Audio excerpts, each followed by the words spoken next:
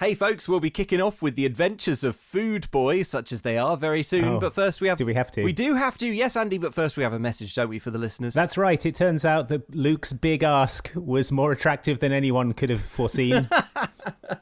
That's right. And everyone voted for Mum Can't Cook in the British Podcast Awards Listener's Choice category, and we have made the final top 20 podcasts in the world, brackets...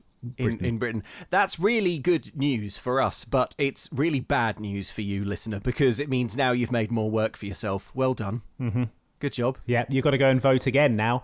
And unfortunately, the voting process is bad. Voting only works in the Spotify mobile app. You have to open Spotify on your phone, and then you have to search for British Podcast Awards, and you have to find their playlist, which is called Listener's Choice. And then if you're lucky, there will be a button that lets you vote. You can vote. Sometimes there just won't be the button. Sometimes the button won't even be there. Maybe it's regional based on what country you're in. Maybe you need to update the app. Maybe you need to update the app. We don't know. Maybe Spotify's rolling out an update slowly. All we can say is that you have to do this or else.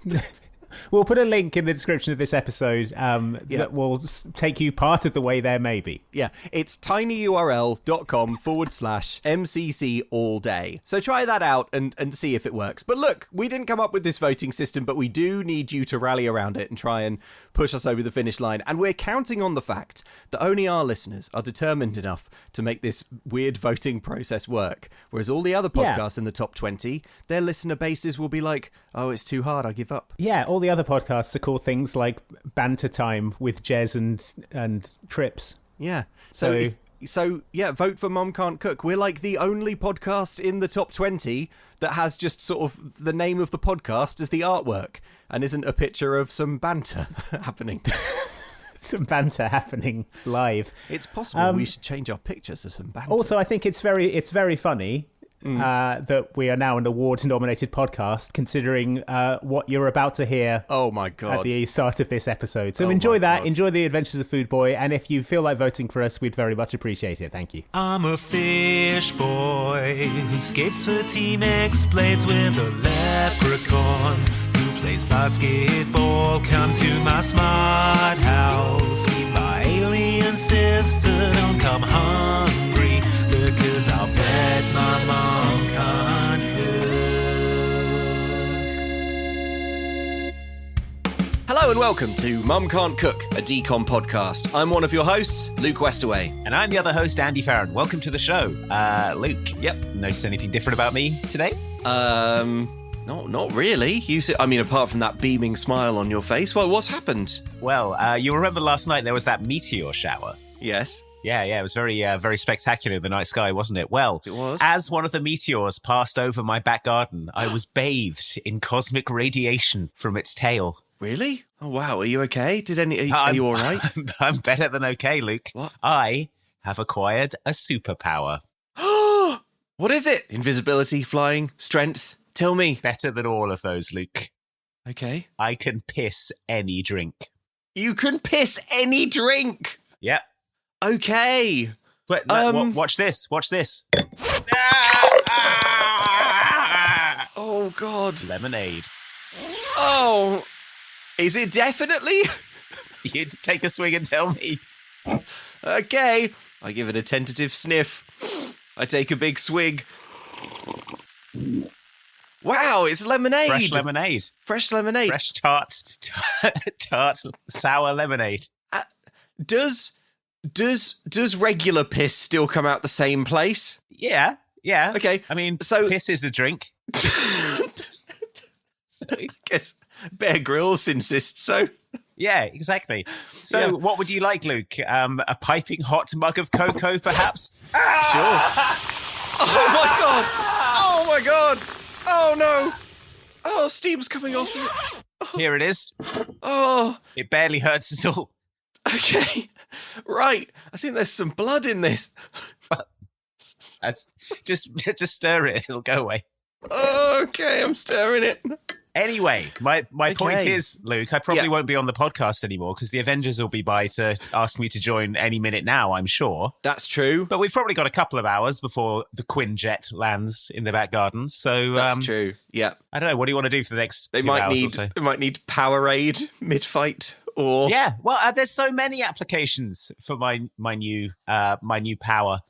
Like Struggling I to don't know, think of any beyond the one I fuel. just You said. could probably drink jet fuel. jet fuel is Can I? So wait, can I do is jet it fuel? any liquid? Can you do any liquid? Well, no, it's any drink. Any drink, right? So you sort of have to sort of rationalize someone drinking it. Okay, but how do you know it's any drink rather than like any liquid?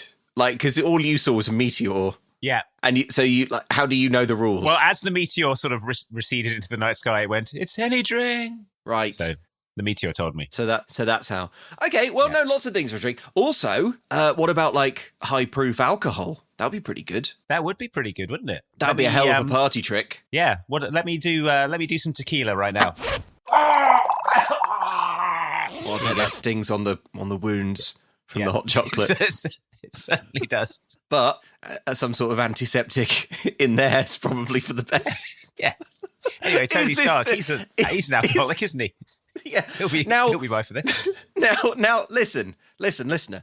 You're probably thinking that what we're talking about is too revolting to be allowed for a podcast. But actually what we're doing is protecting you, because if you don't like this and if you can't endure this, then you're not ready to listen to a recap of Food Boy. Yes. The Adventures of Food Boy, which is what this podcast is. Correct. This power is not really any more off-putting than the power that Food Boy has in the movie The Adventures of Food Boy.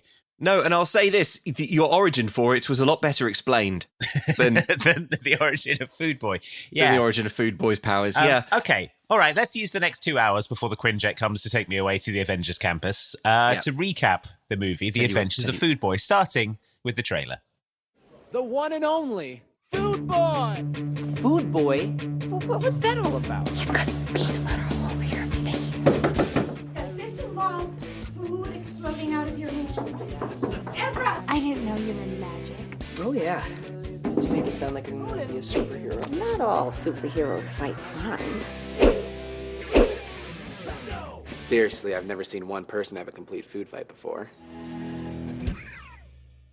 All right, top line notes on The Adventures of Food Boy. I think the word adventures is generous. It's sort of an adventure to run for class president and fail.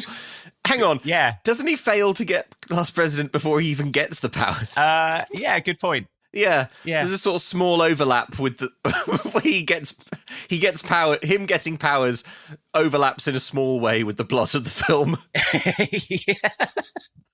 Yeah, he doesn't really do anything or achieve anything. No, but it's not his fault. And his powers don't really affect the plot in that much of a way. It's not his fault, though, because his powers, and I don't know why they made this a rule of his powers make him incredibly weak and tired.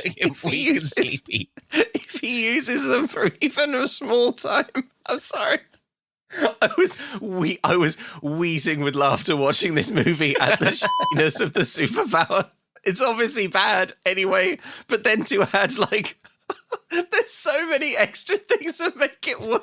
I don't know if we should talk about it now, or if I should. Okay, no, I have to do it now. He can make any food from his hands, but it requires a great deal of training to be able to not just do it sort of impulsively out of control. Yeah. So he'll just sort of randomly spurt food uncontrollably, and not always the food that he's thinking of. You need an immense amount of training, and it makes you so tired, it makes you exhausted, it makes you like pass out, and if you tell anyone about it, it makes the food taste bad. Yeah, and also your hands smell really bad all the time. Oh, yeah. Yeah, your whole body sort of stinks of food. Stinks of lunch meat. Oh my God. It couldn't be worse. Nevertheless, I kind of enjoyed this movie. I don't. There's a few factors. For one thing, it's not a decom. It is. I don't really know what it is. It's just like a sort of TV movie that was made by... I think it's just a low-budget independent film that they shopped around. I mean, it's likeable. You can see the budget restrictions in a lot of places. Yes. Early on, one of the jocks is holding like an American football, and they've put like tape over the logo. Yeah, but it's kind of endearing. Yeah. It does have that kind of, it does feel closer to being a sort of woozy indie comedy than a decom in many places. It's got like an interesting soundtrack. I mean, not that interesting. It's mostly just sort of like pop punk and stuff, but it does have a kind of noughties indie kind of rebellious streak to it, which is kind of likable. I think at the end credits of this film, did you watch to the end of the credits to see if there was a scene queuing up the next adventures of Food Boy or like? No, I sort of skipped through the credits to see if that happened, but reasonable. Yeah. At the end of the credits, it says, we want to thank the entire administration, staff, faculty and student body of Timpview High School, brackets, especially the janitorial staff. Sorry for making such a mess. And then it says, thank you so much. Please be nice to other people. Which is like... Thank you so much. Please be nice to us. Thank you so much. Sorry about the film. Sorry about the film we made. But like that was a sort of actually pretty good parting shot to this movie because it did endear it at the last minute to me. And it's not Disney. It's not part of the sort of Disney machine, and so I look upon it more favorably because of that. Also, I quite like the works of David Cronenberg, and like if at the end of a Cronenberg film, I'm like, I enjoyed that, but I couldn't. Nice to me. Yeah. Please be nice to me. I'm sorry about the sort of meat socket in Jude Law's spine that things are constantly getting sort of poked and prodded into, and then it gets infected and you have to watch all the pus get drained out. Oh, God. I'm sorry I made you watch that. Love David Cronenberg. Yeah. But like, I enjoy his movies. And at the end of one, I say, like, I enjoyed that, but I couldn't really tell you why. And I feel like this is the same kind of thing. It is so gross. It's disgusting. It's some of the rankest stuff that I've ever seen. I will say it is, I think the word for this movie is revolting. A lot of this film is revolting. Revolting, yes, that's it. It's a revolting film. Okay, let's get into it. We open on an alarm clock going beep, beep, beep, beep, beep. And who wakes up? Why? It's our hero, Ezra, played, of course, by Lucas Grabeel, who is the only reason that we're featuring this on the podcast, really, because he is decom royalty as he plays Ryan in the High School Musical films. Yeah, so his alarm clock is set for 8:07 a.m., which is a weird time to set your alarm clock. Yeah. And then he like looks at the time and it's like, oh no, I'm going to be late. Well, why did you set the alarm clock for 8:07 then? We will learn later that Ezra is late for absolutely everything. So it's strange to have set your alarm for 8:07. Yeah. Like, it's just such a peculiar time for someone who's fastidious. Anyway, exciting pop punk kicks in when he notices the time and that he's late. We see him jump out of bed, scrub his teeth. We see him check his breath. Our first sign that personal hygiene is very important to him. And we see him sprinting down the school hallways to history class. I think it's history. It never actually says. Yeah. There are busts of Julius Caesar in this classroom. So it's either like classics or history or... It's either classics or history or the teacher is insane. Yeah. Or salad. Could be salad. Yeah. Salad class. The idea that in salad class you would learn about Julius Caesar. Yeah. Yeah. Here he is, the inventor of the Caesar salad. Yeah, this is why Brutus killed him, for the recipe. For the recipe. And then, he went on to great salad fame, didn't he? He did, yeah. Whoever has the best salad recipe was Emperor of Rome. That's how they chose it. All of the council would taste it. Anchovies. Julius, you've done it again. So Ezra sits behind a 35-year-old man who's in this class for some reason. Okay. And the man knocks water all over him with a big fake yawn. Yeah. And Ezra is annoyed. This man is, the character is called Garrett. He is our antagonist for the movie. He's a sort of bully, jock, adjacent character. The actor was roughly 29 at the point of filming. Okay. If the dates on IMDb are anything to go by. It's always egregious in these movies how it's clearly just a load of adults, but this is a particularly apparent case, let's say. Well, you can see why he's a jock and a bully, because he has the body of an adult man and probably like a well-paying job, so he's able to afford a good car. That's true, yeah. And also he's probably angry because he's been held back in school for for 15 years. So it's repeating the same grade over and over. So he knocks water all over Ezra like an arsehole. Ezra asks to use the bathroom so that he can clean himself up. Looks like you already did, laughs evil Garrett. And the teacher tells him that he can go to the bathroom. And on the way, he regards his soaked groin and looks sad. He laments his lot. He looks sadly at his pissed jeans, as if to say, I wish this wasn't the case. I wish I was back in High School Musical. Don't worry, Lucas, you will be again. And they might not know about the adventures of Food Boy. You've got to hope it sailed under the radar. Kenny Ortega Lucas, obviously we want to get you back for the sequel, but I've heard some troubling rumours on the circuit about this project you've undertaken in the meantime. Lucas, we want to get you back for the sequel. Just a formality. We want to know if you've appeared in any revolting films since High School Musical 2. No, why? Have you heard something? No, I haven't heard anything. It's just a sort of standard question, Lucas. Lucas, you're sweating a lot. We're asking it to all the kids. Yeah.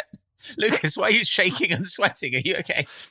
Why do you smell so much like pastrami? No reason. Start filming as quickly as possible. I'm about to pass out from creating hand food.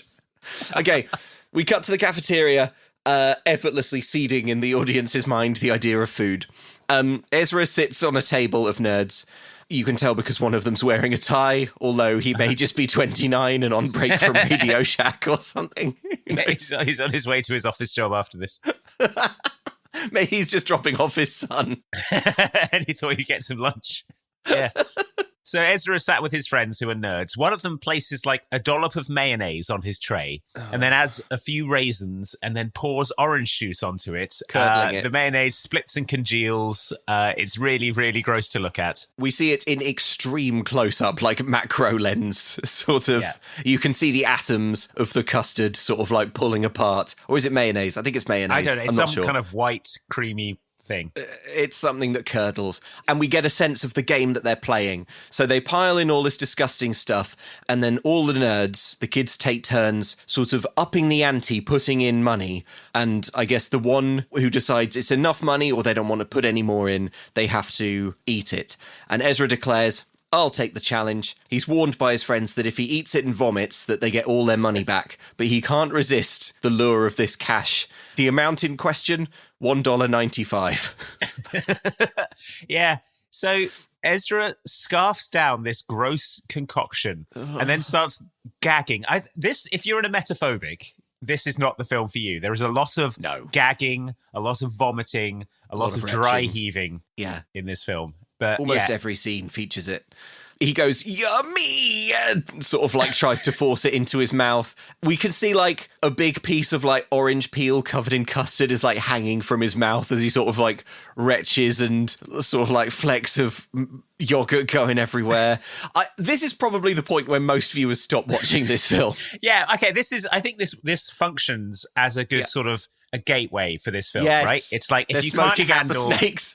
They're smoking out the snakes with this scene of Lucas Grabeel kind of vomiting like yogurt-covered orange peels out of his choking mouth. And if you're like, yeah, that's not really for me, then good, you know early and you can go about your day. Good. Whereas if Get you're out like, of here. I'm into this, the film's like, welcome, we have such sights to show you. Yeah, it only gets worse from here. Strap in. Yeah. If this was a Wonderful World of Disney film, this is the point where Eisner would come in with a sort of calming introduction. He would walk in and say, reminds me of some of the lunches I've had here in the canteen at the Walt Disney campus. And then sort of cafeteria worker in the background would hang his head sadly and walk away. So anyway, we see evil Garrett in the background, elbow checker nerd. Oh, by the way, let me tell you who all of the nerds are, because they're all going to be fairly important. There are 4 of them. Yeah. There is Ezra, the main character.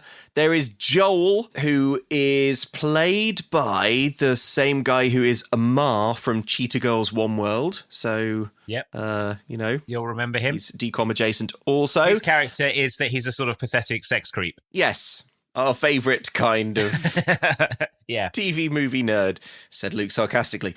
Who else? Dylan, who's just a sort of boy. We'll find out more about him later. He's boy. And Shelby is a girl who has an extremely obvious crush on Ezra that he is oblivious to. She's sort of watching him retch and vomit out bits of yogurty orange peel with sort of big sparkly eyes like she's in an anime. Yeah, she's sort of like, pushing her hair behind her ear and biting her lip. Sort of pushing her hair behind her ear so bits of yogurt don't get on it. It's just a good idea. So Ezra says that somebody's got to stand up to Garrett, and this is the answer. He drops a big magazine onto the table. We don't get a shot of the magazine, which makes it hard to know what on earth he's talking about, but we infer from their conversation that the page displays a list of elite honour students in the country. This is, I had to check a few copies of this film to see if maybe this version I was watching was like incorrectly zoomed or something. Cropped, yeah. But the way that it's shot, it feels a bit like the camera sort of tipped backwards a bit and no one noticed. Because there's a lot of shot of the ceiling, yes, a lot of like blank space, and then the kids. But you don't see the table where the object that they're talking about is. It's sort of cut off at the bottom. There's quite a few shots in this where important things are framed out, and often that framing is important because Lucas Grabeel has to reach off beyond the cutoff for fistfuls of lunch meat. Yeah, I suppose. Does he have to? But here Does he really have to? but here it's a bit distracting. So he says that he's never been president of anything, which is a big problem because all the kids on this list are, and he needs to bulk up his credentials if he wants to attract an Ivy League school. Yeah. He's extremely ambitious. He wants to go to the best school ever, and the only thing missing from his sort of checklist of academic excellence is being president of something. Yeah, it's not clear how this relates to Garrett, which is how this conversation started. Yes. I think they sort of, everyone who was writing the scripts knew in their head how the characters connected, but they sort of forgot to put it in the script. But Garrett is the class president. So yes, when he said someone needs to stand up to Garrett, the connecting thought was, and I can do that by beating him to the role of class president. But no one sort of wrote that into the script. Yes, it's just that doesn't come into focus until about sort of 2 minutes later after they talk about a magazine you can't see. But anyway, so he wants to run for class president. My note, he might have to stop eating anything for small change. The kind of note you only make at the beginning of the Adventures of Food Boy. Yeah, until you've seen how people respond to that. Yeah. So Ezra stands up and he says, "Gentlemen, I announce my candidacy to run against Garrett for junior class president." Everyone at school laughs at him, and then we crossfade to his parents and grandparents laughing at him. He lives with his dad and his grandma, who appear to be the same age. Yes, they do, but this took me a minute. But one's the dad, one's the grandma. No mum, no granddad on the scene. They've both sadly passed. After the granddad and the mum died, his dad and grandma decided to get together for convenience. So, they do look about the same. Anyway, so they're laughing at him. They thought he was joking about this class president stuff, but he insists that he's serious. Grandma says, "Listen, why don't we eat? Try my new vegetable dish. I'm going to put it in the cookbook." And we see her dish in extreme SpongeBob close-up. It is shredded green beans with steamed carrot. It looks unappealing. Well, what it is it's also frozen as well. It's covered in frost. And Ezra is like, "Is there frost on this?" And she's like, "Yes. What I did was I steamed vegetables, seasoned them, and then froze them. And now we're going to eat them." It's revolutionary. Yeah. Now, normally in these movies where, usually, of course, it's the mum who famously can't cook, but normally the rest of the family has to roll their eyes and sort of make the best of it. "Oh, brother, let's order a pizza." Yeah. Exactly. But the character of Ezra takes a different tack in this film, which is to sort of make cruel comments to his grandma's face about her life and cooking. Yeah. And like mutter about previous bad dishes that she's made. Yeah. Under his breath. Yeah. So when she introduces the food, he goes, "Oh, that was hard to make," sarcastically. Yeah, in case you're worried that Ezra might become a likable protagonist at some point. Yeah. He's sort of shading his grandmother who's made him dinner. I know, and the dad's like, "Stop it," with an intensity that suggests that, like, this has happened a lot before, or maybe grandma gets nasty if you sort of cross her or something. Like, yeah, and then he's like, just like the curried fish thing we had last week. Yeah, I'm not kidding, says Dad. Stop it. And Ezra says, oh, I just can't wait to get an autographed copy of the cookbook. Enough, says Dad. Why don't you go to your room? And Ezra sullenly apologises. Yeah, end of scene. Yeah, good character. Let's make Ezra more likeable, though. We cut to the driving range where his hobby is golf. Like a normal boy. Golf. And he's complaining about his social position. Yeah. He's at the driving range with the other 29-year-olds. He complains that nerds and geeks run the world. Bill Gates, Warren Buffett, Colonel Sanders are all presented as examples of geeks who run the world. Wasn't Colonel Sanders like a sort of maniac? Yeah, killed a man in a gas station duel and Not nerd behaviour. No, exactly. Dylan, his friend, who's also on the golf team, explains that Ezra will be the captain of the golf team this year, so he doesn't need the class presidency. But then Ezra explains to Dylan that his grandmother's life was long and pathetic, and he must exceed her life in every way to teach her a lesson and crush her. You know, you're going to be captain of the team this year. You don't need this whole class president thing. No, I do. I don't have enough for Ivy League yet. You know, you're setting yourself up for serious ridicule. You know, people are you only get 80, 90 trips around the sun in your lifetime. I was thinking last night about my grandma and her long, boring, pathetic life. I can't do that. My ride has to be more memorable and extraordinary. You're gonna help me, right? We're going to run the most memorable campaign the school's ever seen. So, our motivation is established. Ezra cannot end up like his piece of grandma with her long, boring, pathetic life. Yeah. Yeah. It sickens him to see his grandma, and he's like, I must exceed her in every way. And he thinks that being class president is the way to do it. So we cut to school. Ezra is hanging out with Joel and mulling over his chances of winning the presidency. He says, I'm popular, people know who I am, right? They'll vote for me over Garrett or Justine. Joel points out that Garrett, the bully, has been class president every year since 6th grade, and Justine is, quote, the best-looking girl in our class. We see Justine, she's a sort of cheerleader type, and Joel is sort of, makes big anime eyes at her. So Ezra stands up. It's game time, he says. I've got a quick announcement. I announced that I am running for junior class president. So all of you juniors, I'd love your support. We cut to another 40-year-old man who's like, I don't know this boy. I thought he was visiting from another school. What's your name again? This dude looks old enough to start thinking about scheduling a colonoscopy. Yeah. Maybe it's like Steve Buscemi in that, like, how do you do fellow kids give? Yeah. Like, honestly, what is happening in this school? Unless it's all 21 Jump Streets. They're all undercover cops. Could be. Yeah. Maybe Ezra is the only genuine child. Yeah, and he's so weird and unlikable that the FBI have got an entire unit on him.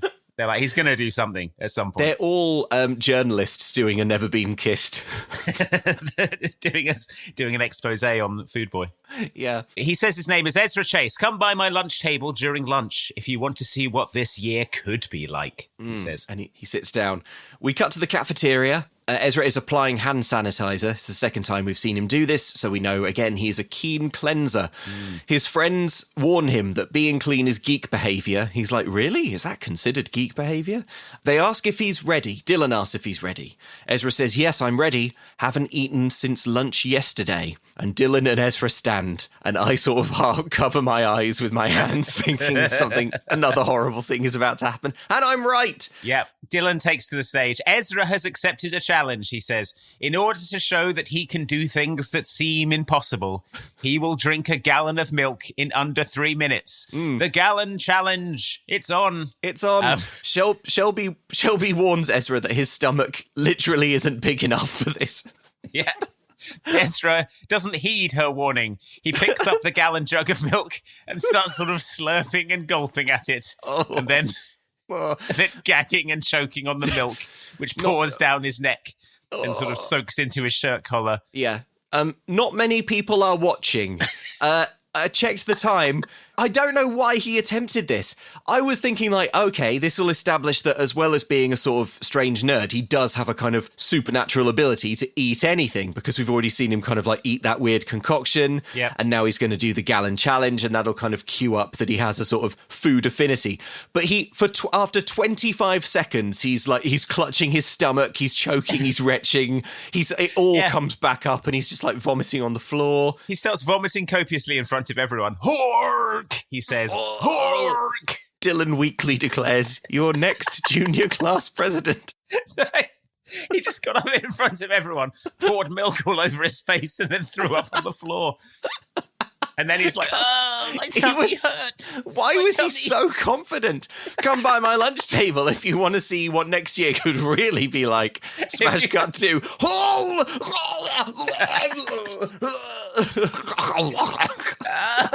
my tummy. My tummy's he's in agony, trying to choke down all his milk.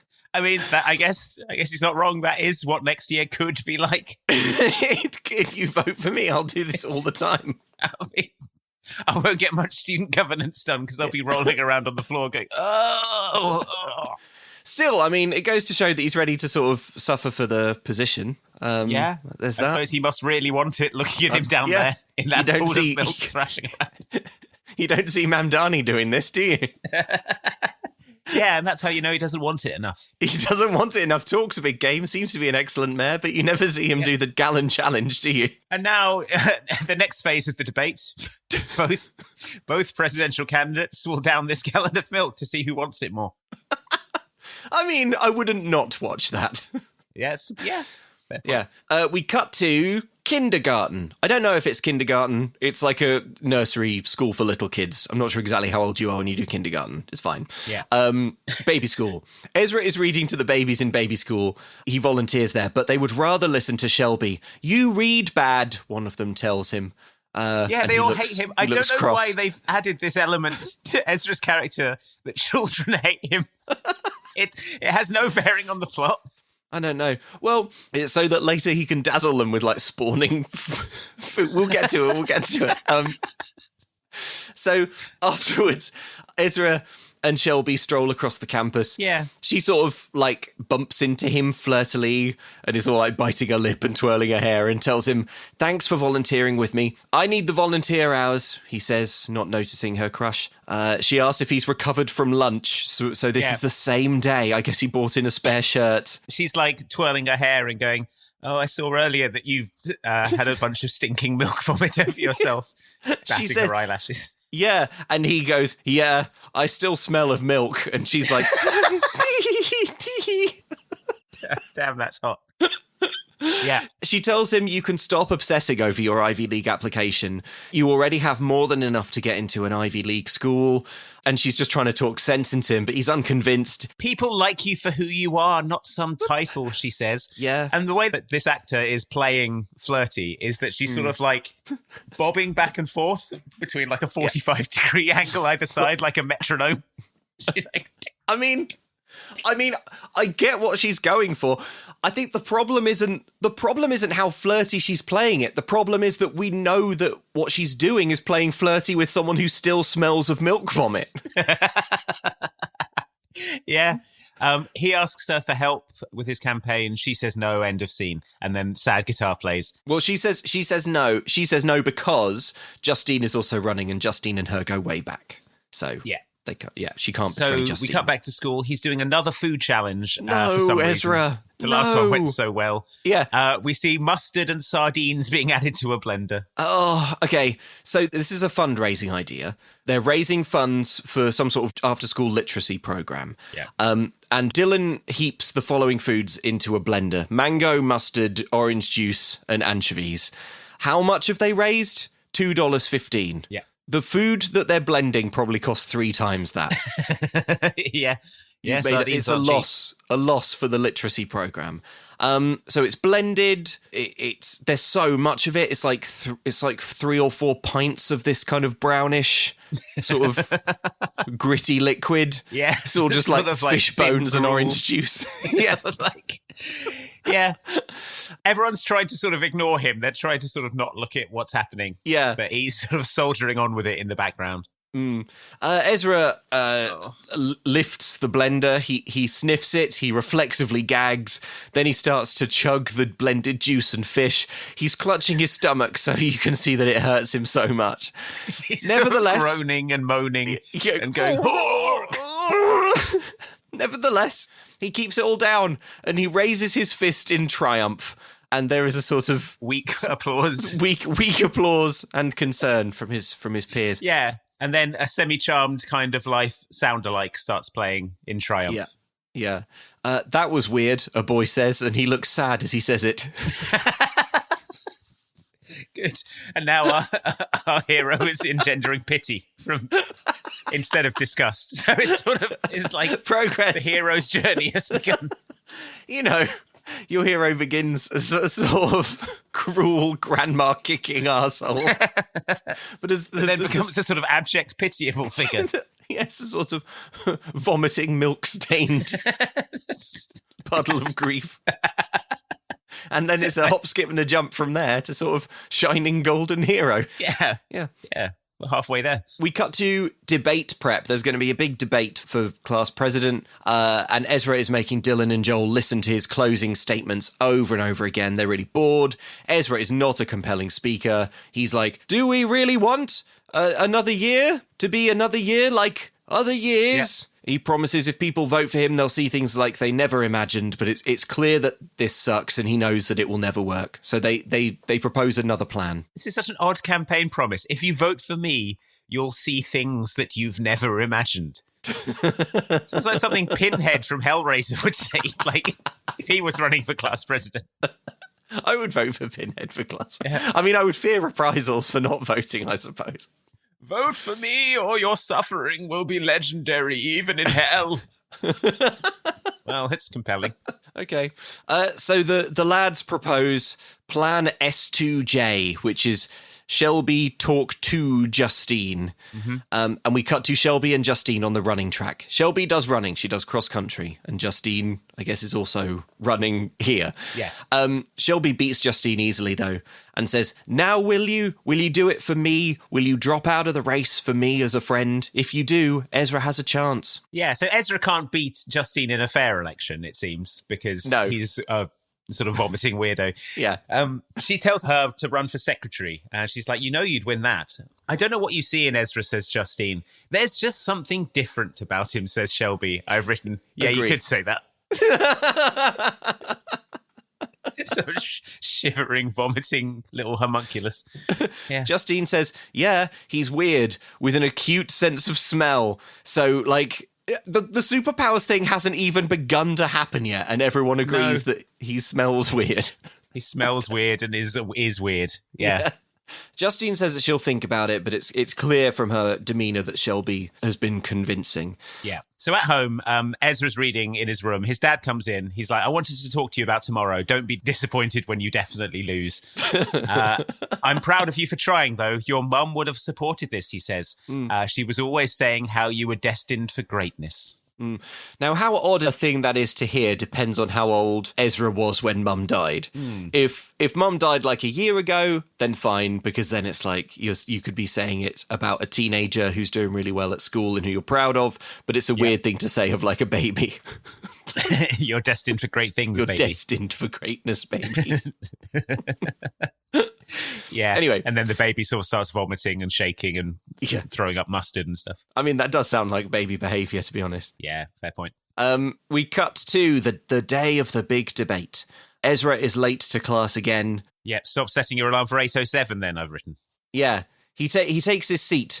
He smells his breath. He doesn't like what he smells. There seems to be something stinking about his hands. He leans over and says, Shelby, is it true that if your hands smell like peanut butter, you're going to die of cancer? Shelby says, you think I'm 7 or something? I'm not falling for that. Brackets question mark. It's 7-year-olds believe? I don't know. It sounds like the setup to a prank, you know, like, hey, do you collect stamps? You say no, and then they say, well, here's one to start your collection, and they stamp on your foot, right? Yeah. It sounds like the setup to a prank from the way that Shelby responds, but... Yeah. I don't know. Say, do you want some punch? And they say, are you going to punch me? And then you say yes, and then you punch them. Yeah. The thing is, as soon as someone starts one of those with you, as soon as someone like does the opener, you know you're going to get punched or stamped on or something. And like the actual words are just a sort of formality. Like you can't avoid it. Yeah. They can be like, hey, do you collect stamps? And if I say, I know you want to stamp on my foot, and I'm asking you please not to. Like, what will happen next is your foot gets stamped on. What you need to do is whenever anyone says anything to you, you immediately retaliate before they have a chance to do anything. Yes, stamp on the foot. Stamp the foot. And they're like, excuse me, you're like, nice try, stamp. Exactly. It's the Mom Can't Cook manual for effective communication. Mm-hmm. Step 1, open the conversation. Eye contact. 1, stamp the foot. 2. Stamp the foot. 2. Yeah. Step 3, confidently say, with your shoulders back, say it with your chest, projecting energy outwards, I know you were about to try and hit me or stamp on me. Yeah. We could package this and sell it as a sort of business communication strategy. We could, yeah. This would work in the workplace. It would. It's like when you go in for a job interview, they'll say, hello, thanks for coming in. Immediately stamp on their foot. And say, I know you were going to do that.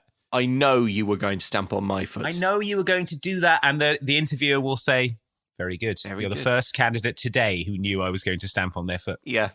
And that's the kind of go-getter we're looking for here at Star Thrust Industries. As you leave the room, you see the hallway is filled with other candidates nursing their stamped feet. Nursing their stamped foots. They see you come out and they're like, wait a minute, he's walking normally. His foot appears unstamped. How did you do it? And when they say that to you, what do? You stamp on their foot. You stamp on their other foot. You say, I know you were about to try and stamp on my foot. You snake.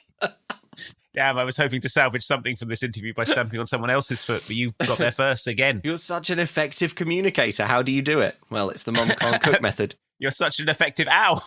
You did it again. Yes. Oh my god. Okay, anyway, where were that'll we? be $300, listeners. You've got the secret now. Well, you've got course 1 for free. That's only that's course 1. The rest of the course is $300. But you've earned 1 credit towards your diploma. And it's worth saying that if you do only course 1 and not the other 300 courses, it's likely that the method will get you arrested. Yes. You need to know that there's important context for the foot stamping contained within the other 300 lessons. Yeah, the other 300 lessons are your legal defense for when you get arrested for foot stamping. The other 300 are how to apologize in every situation for stamping on someone's foot. How deep your bow needs to be, the 45-degree angle or lower. Yes, exactly. Or maybe it should be over email. Here's how to write a really good apology email for a child, for a middle-aged person, for an elderly person. An email is good because if you write an email, you're not within stamping range, so their guard will be down. It will be, yeah. So while they read the email, you sneak around the back. Jeez, what you can do is write, I stamp on your foot in square brackets in the email. Yeah, and they're like, well, that's like action. How is that? And then they turn around. There you are. There you are. Bam. There you are, your knee raised to waist height. So you're probably wondering what's happening in the movie at this point. Yeah. What's happening is that Ezra is deeply sniffing his palms over and over again in a really disgusting way. Yeah. So he's like, my hands smell like peanut butter. Shelby looks at him and says, well, you've got peanut butter all over your face. The camera whips back to Ezra, and sure enough, it's true. There are big blobs of peanut butter on his nose and chin. The teacher notices his face this. Is smothered in rich, creamy peanut butter. Oh. I like to think of the shooting process here, where the camera is on Lucas Grabeel. Yeah. And he says, my hands smell like peanut butter. It pans across to the actor playing Shelby, and she says, there's peanut butter on your face. And Hair and makeup. Hair and makeup leap in. You know there's no hair and makeup. You know Lucas Grabeel is rubbing peanut butter on his own face off camera and thinking about how well things are going for Zac Efron. So, yeah, now he's got peanut butter on his face. The teacher notices that something's up. This is quiet time, not flirting time, says Mr. Lund, who is going to become more of a character later. Ezra covers his face in panic, but we can see that his hands are densely smeared in peanut butter. And it's sort of, as he covers his face, it's kind of squashing out between the gaps between his cheeks and his hands, sort of squelching and squirting, sort of outwards noisily. So revolting. It's horrible.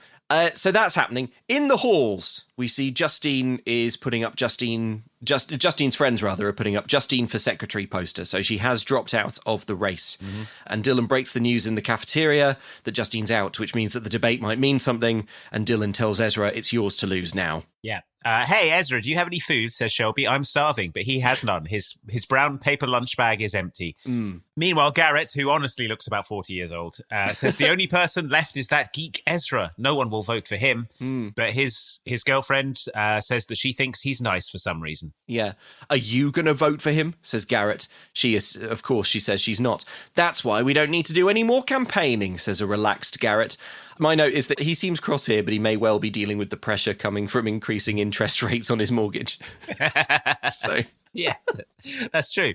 Got a lot of stresses. So the boys are talking. The debate is the key now. Ezra has to be sharp and funny. Ezra suddenly produces an orange from his formerly empty bag. That's so weird, he says. Can I have that, says Shelby, and he says yes. Yes. He then starts huffing his bag, smelling it inside deeply, and Dylan tells him to stop smelling everything because it's weird. Yeah. Anyway, we cut to him smelling his own hands. Yeah, backstage at the big debate. My hands smell like pastrami, he says. Everyone says, we don't want to know. That's horrible. Stop saying things like that. Everyone says, please stop smelling your hands. I don't know why.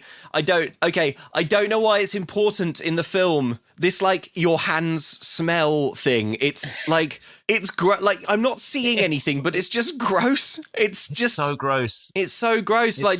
I don't think I'm that squeamish of a person, but just like to see someone constantly like sniffing their hands and being like, my hands smell weird. Smell my hand. Does that smell of pastrami to you? Do you smell peanut butter? Does it smell like peanut butter? It's so gross. Yeah. I don't know why it's so gross, but it is so gross. It is so gross. You're not seeing anything, but it's so gross. So he's like, my hands smell like pastrami. It's just last minute nerves, say Joel and Dylan, and they ask him again, please stop smelling your hands. He starts flipping through his notes. Ezra looks down. There's a sort of squelching noise, and then a piece of pastrami is there. Again, another piece of pastrami falls out of his body. He smells his hand, absolutely loads. Dylan says, stop doing that, it limits your appeal. So the other thing that I don't like that this establishes is that when the food comes out, it makes a sound that I would associate most with like a Bloodborne cutscene. Yeah, it's like a sort squelchy. Of if when I tried to write it down, it's like splop and blorp. Blorp is it? I think blorp. Yeah, well, that's the. What it confirms, because you never see the food actually coming out because it has kind of a limited effects budget. Apart from, I guess once you see a piece of bread rise out of his hand. You see a few. Well, we'll get to it. But yes, go on. What it sort of confirms to me is that, you know, Spider-Man's organic web shooters in the Sam Raimi ones, which are like... We're going to mention the organic web. Yeah. The organic web tiny shooters. apertures. It's like a tiny little aperture that the web comes out of. So I assume that there's a tiny little hole that opens up. Because the squelch is obviously something passing through something. Yeah, it is. But the thing is, like, it's too small. That's too small an aperture to fit, like, a piece of lunch meat through. Or an orange. Or an orange. It would be very painful, wouldn't it? It's too small an aperture. A lot of this food is quite dry and sort of has rough edges. It's clear later that it hurts him to do this. Have you ever choked on a piece of toast and like a piece of toast goes like up into the passage like at the back of your nose? Have you ever had that? I've never had that, but that sounds awful. Okay, it's just like painful and gross. But I bet it's like that. He's gonna get like. I'm sorry, I'm not trying to be like. I don't know how to talk about this without me, but like he's gonna get like cystitis or something because he must have like little sort of hand urethras that this is coming out of, and like also a lot of this stuff is gonna leave crumbs or it's gonna leave like juice in there as it comes out, oils and sort of various traces. Yeah, if he's squirting mustard out of his hands, the hand tubes are gonna be slick with mustard. The next thing that comes out is gonna have mustard on it. And I'm so horrible. We never see the hand tubes, but the noises The noise is infer a hand tube. The noise is definitely infer a hand tube. If there was like a sort of sparkly sound, you'd be like, oh, it's magic. That's fine. That would be so nice. It's such an organic noise. Yeah, it's the sound of like cells dividing, you know. It's like it's a sort of egg dropping off of a gremlin, you know, like it's they made the choice to make it sound like blorp. And the amount of implied world building in that sound. Okay, on stage, Garrett delivers his speech first. I was expecting it to be like, vote for Garrett or I'll pound you. Back. Yeah. But actually, Garrett delivers a very strong and compelling speech. He says, look, I've been your class president for several years in a row now. I know how this job works. You looks like about 20 years. Right. Class president. Yeah. He says, I know how this school works. I know how to work. So I ask for your confidence and your vote tomorrow. Thanks. Timpview High School football rules. And it's like, yeah. That's, you're like, solid. He's like, look, I know how to do this job. I've been doing it. I'm ready to work. What more can you reasonably ask from the class president? Yeah. Anyway, so everyone cheers. Ezra, meanwhile, keeps looking down at the floor and sniffing his hands manically. Yeah, and making squelching sounds. Yeah, he's asked for his opening statement and he stares around with a hunted look in his eye. He begins his speech haltingly, but he's interrupted by a blorping noise and he finds a piece of lunch meat has spawned on the lectern in front of him. Yeah. He stares at it for ages and then continues, but as his speech goes on, it looks to everyone around him like he's throwing meat at people.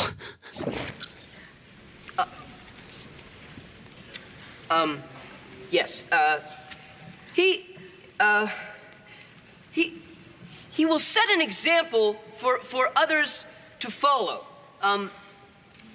My opponent does not lead by that example. Was that a piece of meat? I don't remember practicing that.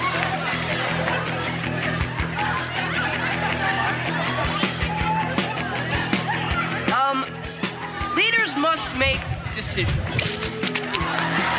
Sometimes these decisions are hard to make.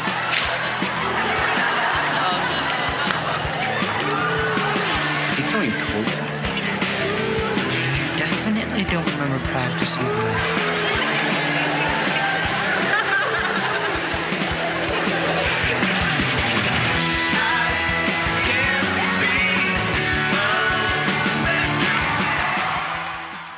So as you can imagine from that clip, listener, he's sort of gesturing to his opponents and they're being pelted with body temperature pastrami. That's too warm for pastrami. And the teachers too. And everyone's loving it. And as you could hear how they're cheering. At the end of the clip, Ezra sprints off stage in panic to wild applause. Like shedding deli meat as he goes. He sprints down the halls. There's like meat flying off him in all directions. He locks himself in a bathroom and he stares in the mirror as his friends and the teacher crowd around the locked door. He goes to wash his face, but when he looks up back in the mirror, of course, pastrami now coats his face. Then meat starts firing freely out of his wrists. Yeah, it seems to hurt him. He's like, What I will say is this is only it's a momentary shot. It actually looks pretty good. And I watched this a bunch of times to try and figure out how it was done. But I actually can't. I thought that they comped in the meat flying, but the meat ends up sort of flopping off things in the scene. So it is definitely done in camera. It's practical meat. Yeah, and then I thought, okay, it's probably just split frame, and they film it twice, once with Lucas Grabeel and once without. But the camera is wiggling around a lot, so I don't know. Maybe Lucas Grabeel actually has this power. It's possible, yeah. He doesn't want to sort of make a big deal of it because it's horrible and revolting and would ruin his career. But he was like, oh, we can make a film about it, and that would be cheap because we wouldn't have to do any effects. Yeah. And maybe if I made a film about it, in the process, I would get all the food out and there would be none left. True. I would be empty for High School Musical. I would stop firing pastrami at Zac Efron during our scenes in High School Musical. Maybe in High School Musical 1, he kept firing pastrami around and Kenny Ortega took Lucas to one side and said, look, listen, you didn't get this from me, but here's a check for $500,000. Go make a TV movie. Get it all out of your system. Yeah, fire it all around the place in your TV movie. Yeah, and come back to me with no food in you. Obviously, Lucas Grabeel is an extremely talented dancer. We've seen him do a lot of very good dancing in the High School Musical films. Yes. And here he brings a nice physicality to the sort of writhing and flailing. He does. That Food Boy does as food kind of torrents out of his body. There's a kind of recoil when food is fired out of him.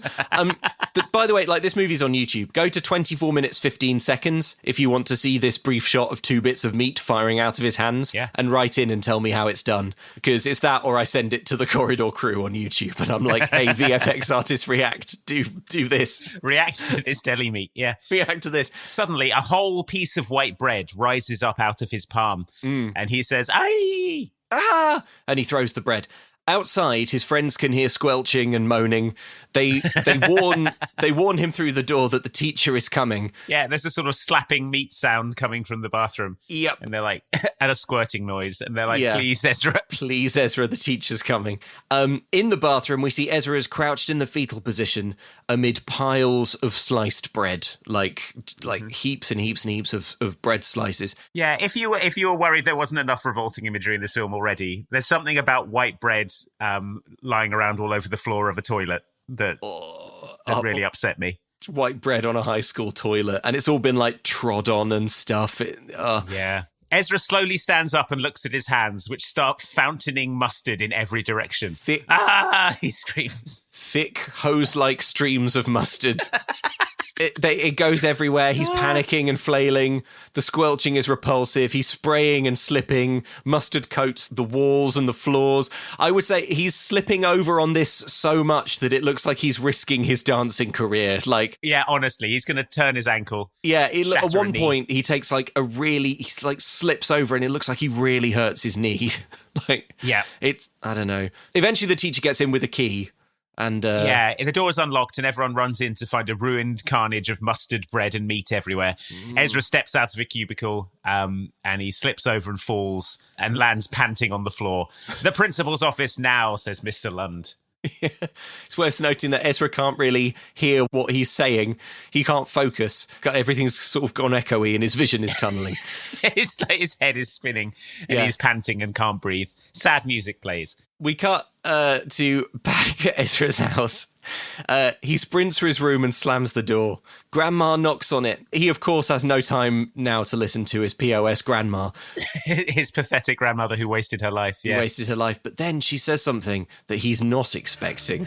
"I don't want to talk right now, Grandma." Are you okay in there? "Not now!"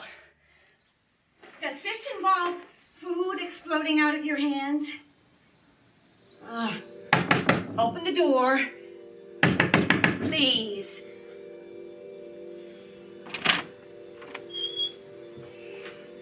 You're supposed to try to figure this out on your own for the first 3 days, but...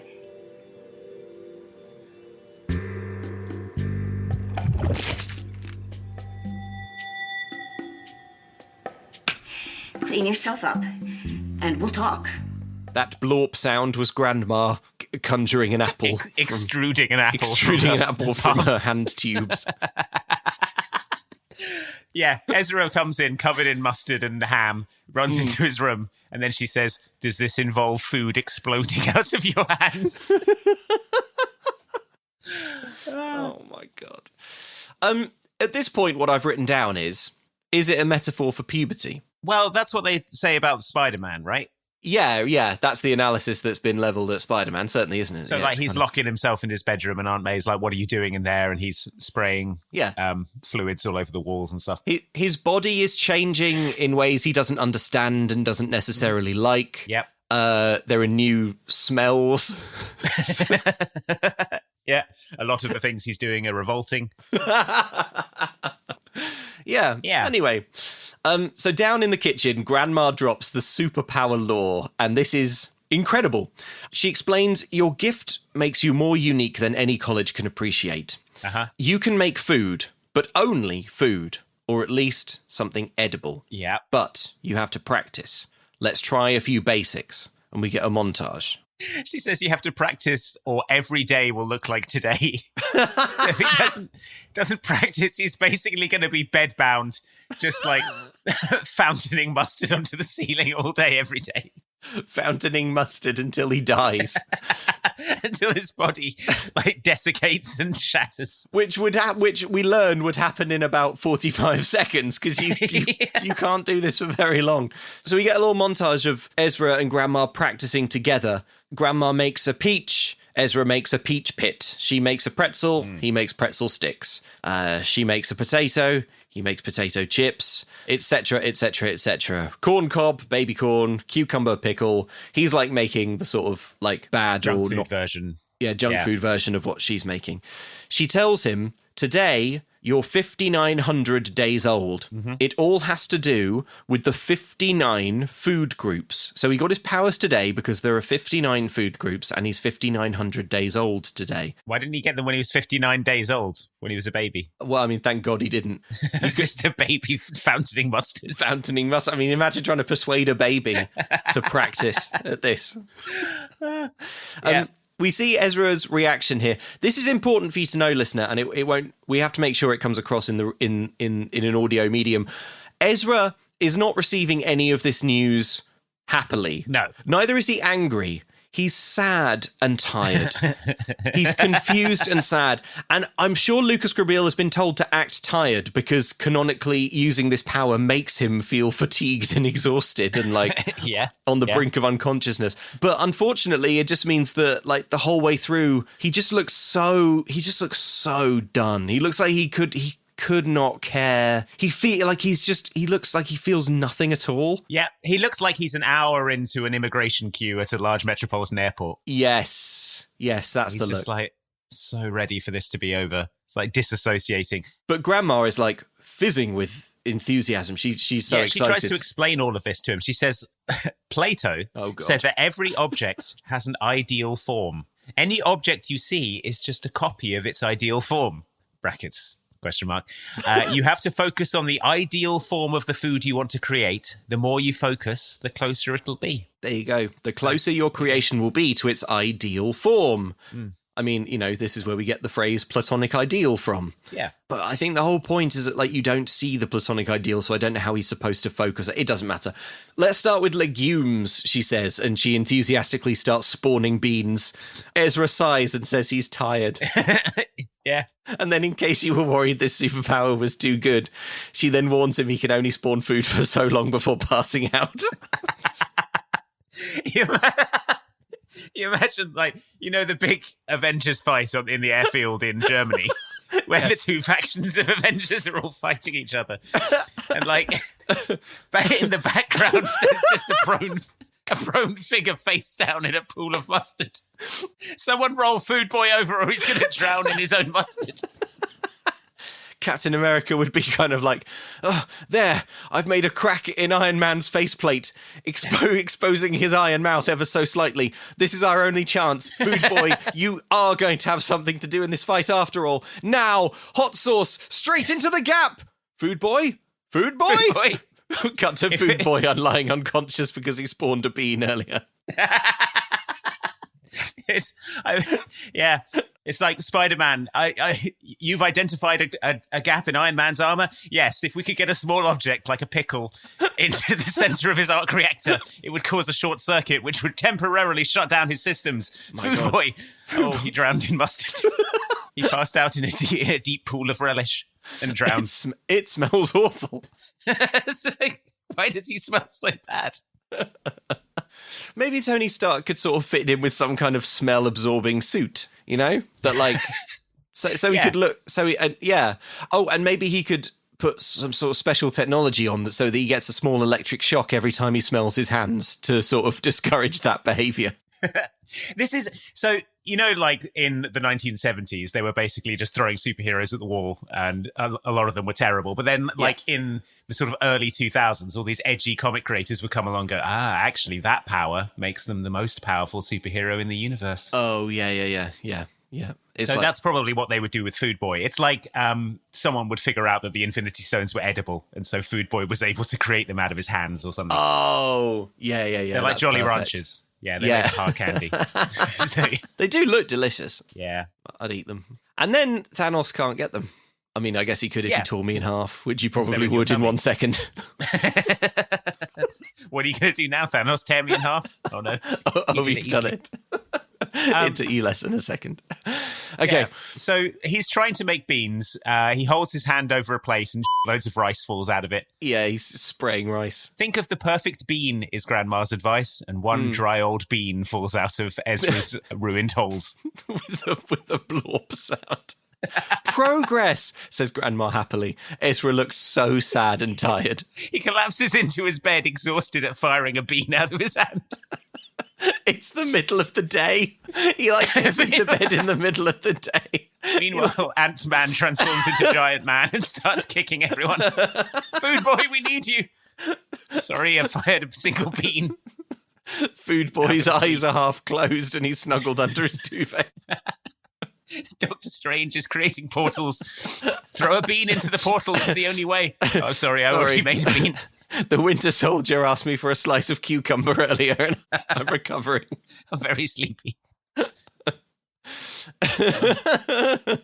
So he sleeps for absolutely ages. The next day he's still tired because of the bean he made. From firing a dry bean out of his wrist holes. Every time Spider-Man fired a web, he got really sleepy. He's too sleepy to swing on it. Yeah, it's just sort of hanging off asleep. By the time he's woken up again, it's dissolved. It's falls 60 feet into the street. My hands smell of webs. I bet the webs smell good. Do you remember that sort of slime you used to get when? Yeah. I mean, it's still a thing. Kids love slime, but you remember you used to get sort of tubs of slime, and it kind of has a sort of very, very specific kind of chemical smell. Yeah, or like Play-Doh or something. Oh, Play-Doh smells great. Yeah. Yeah. And it's safe to eat. When it's not organic webbing, Peter Parker's making it himself in a lab. He could add some peppermint oil or something. He could smell of whatever he wanted. Oh, yeah, that's true. But you've got to think that when it's organic, though, when it's organic... Yeah, it's going to be And also the webs are going to be... they're going to be body temperature. Oh, God, I never thought of Spider-Man's webs being body temperature. Oh, no, that's too warm. That's horrible. Do you think that's why they're so stretchy and elastic? If you get blue tack. Yeah, and it gets warm. Really nice and warm. And it gets it goes really, really kind of stretchy and tacky. So do you think if the web came out cold, it would just sort of shatter or fall apart? Yeah, it would just go through your head like a javelin. I didn't expect that to happen. Sorry. That's it. I've tried to be nice. I've tried to do the right thing like Uncle Ben said, but you hurt Gwen Stacy. Yeah. You now face cold Spider-Man. I've kept my hands in this Yeti cooler for the last half hour while we were talking, and that gave me enough time to harden my webs. Now take this. Web javelins pierce Green Goblin. Green Goblin fell into Spider-Man's trap and ended up monologuing while he chilled his webs. Got a little ice bucket here, Goblin. In Just conclusion, for the wine we'll have later, of course. No other reason. Also, I watched the trailer for Brand New Day, and it's clear that they're going back to organic webbing for MCU Spider-Man. So just know when you're watching this year's big summer blockbuster, the webs come out body temperature. The webs coming out of Spider-Man's wrist anuses are body temperature. Our body temperature. If he webs you in the face, it's going to feel hot, like he's pressing his palm on your face. Yeah, and it's going to smell of the inside of his body. So Grandma says that she's not supposed to show Food Boy any of this for 2 days. She doesn't say who said this or how this has been established. But she's decided that they broke so many rules yesterday, she's going to begin phase 2. So I think the traditional way things are done is that a food boy, when they become of age, they fountain mustard for 3 straight days in a sort of panic without knowing what's happening. And then someone comes in and explains to them. Yeah. But Grandma's taking it easy on Ezra and helping him out early. Yeah, she's sort of jumping him ahead. She shows him phase 2, the food book. It's a compilation of thousands of years of experience with our gift. It is an ancient tome, a huge, great big sort of like biblical book. Ezra flips through it. Most of it is written in Latin, he finds. But Grandma tells him, turn to page 590, it's written in English, and start with an understanding of the food groups. He looks at it, and he reads that the 7th food group is potatoes. He asks what the last food group is. Oh, says Grandma, you'll have to build up to that one. And then he says, it's chocolate. And he seems tired. I don't understand what he's supposed to be. She's like, you'll need to know the food groups. For example, this one, potatoes. I'm pretty sure he already knows what a potato is. Knows what a potato is. Like, how does it help him make a better potato to know that it's the 8th food group? Also, how can I mean, this doesn't matter, but like, how can potatoes be the food group? A potato is a single organism, you know, like it's a single kind of thing.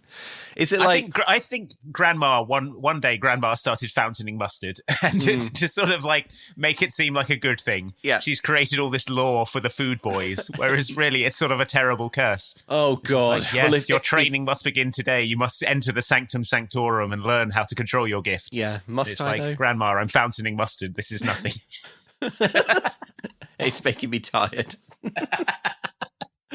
No, we have robes and a system of hierarchy. And Grandma, he puts a tender hand on her shoulder. Grandma, this is nothing. Grandma, this is nothing. Mustard is fountaining out of the hand on her shoulder. Running down her blouse. So Grandma explains that people with the food gift have been at the centre of advances in food and recipes for thousands of years. She tells the story of Uggis Corpus, who in 4000 BC was the first person known with the food gift. Ezra yawns massively because, as we've established, this is f***ing boring. Yeah. And Grandma's obviously making it up. Why would a caveman have a Latin name? Yeah, or be in 4000 BC, which is like, that's like the start of the Kingdom of Egypt. Writing is widespread. Yeah. And we cut to like a caveman. Yeah, we cut to a skit of like a sort of, you know, a caveman. A caveman with a club. Yeah. He's sort of in a kind of like school play skit. We cut to this, but everyone's a grown up, but then all of the high school kids are grown ups as well. So I don't know. This whole bit is just not anything really, so we can breeze through it quite quickly. But there's like a little sort of cutaway skit of a caveman inventing cooked meat. Then we hear about Hatshepsut, who was the first female pharaoh, but her real impact on humanity came when she was the first to serve beans and rice on the same plate. And we see this in another sort of cutaway as Grandma explains it. She smells her hands loads. She created a perfect nutritional combination that revolutionized eating, especially for the poor. Mm-hmm. Beans and rice on the same plate. Wow, thanks, Pharaoh. Never would have thought of that. We learned that John Montague, the Earl of Sandwich, had amazing control of the gift. He was secretly making sandwiches out of his hands. Mm. He then smells the sandwich for ages. I've written, can everyone stop smelling things? The answer is a hard no. Grandma reveals that she still hasn't invented a food, and therefore her life isn't memorable or extraordinary in any way. There's just one more Earl of Sandwich things I want to dwell on. She says that he popularised the sandwich, but he had to be careful not to let people know of us. Back in the day, they might have cut off his arms or worse. What?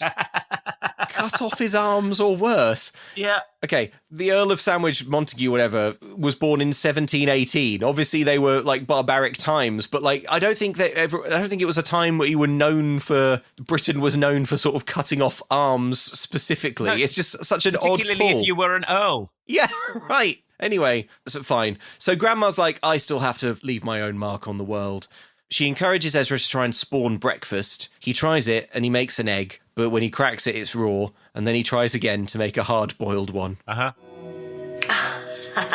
Not bad for day 2.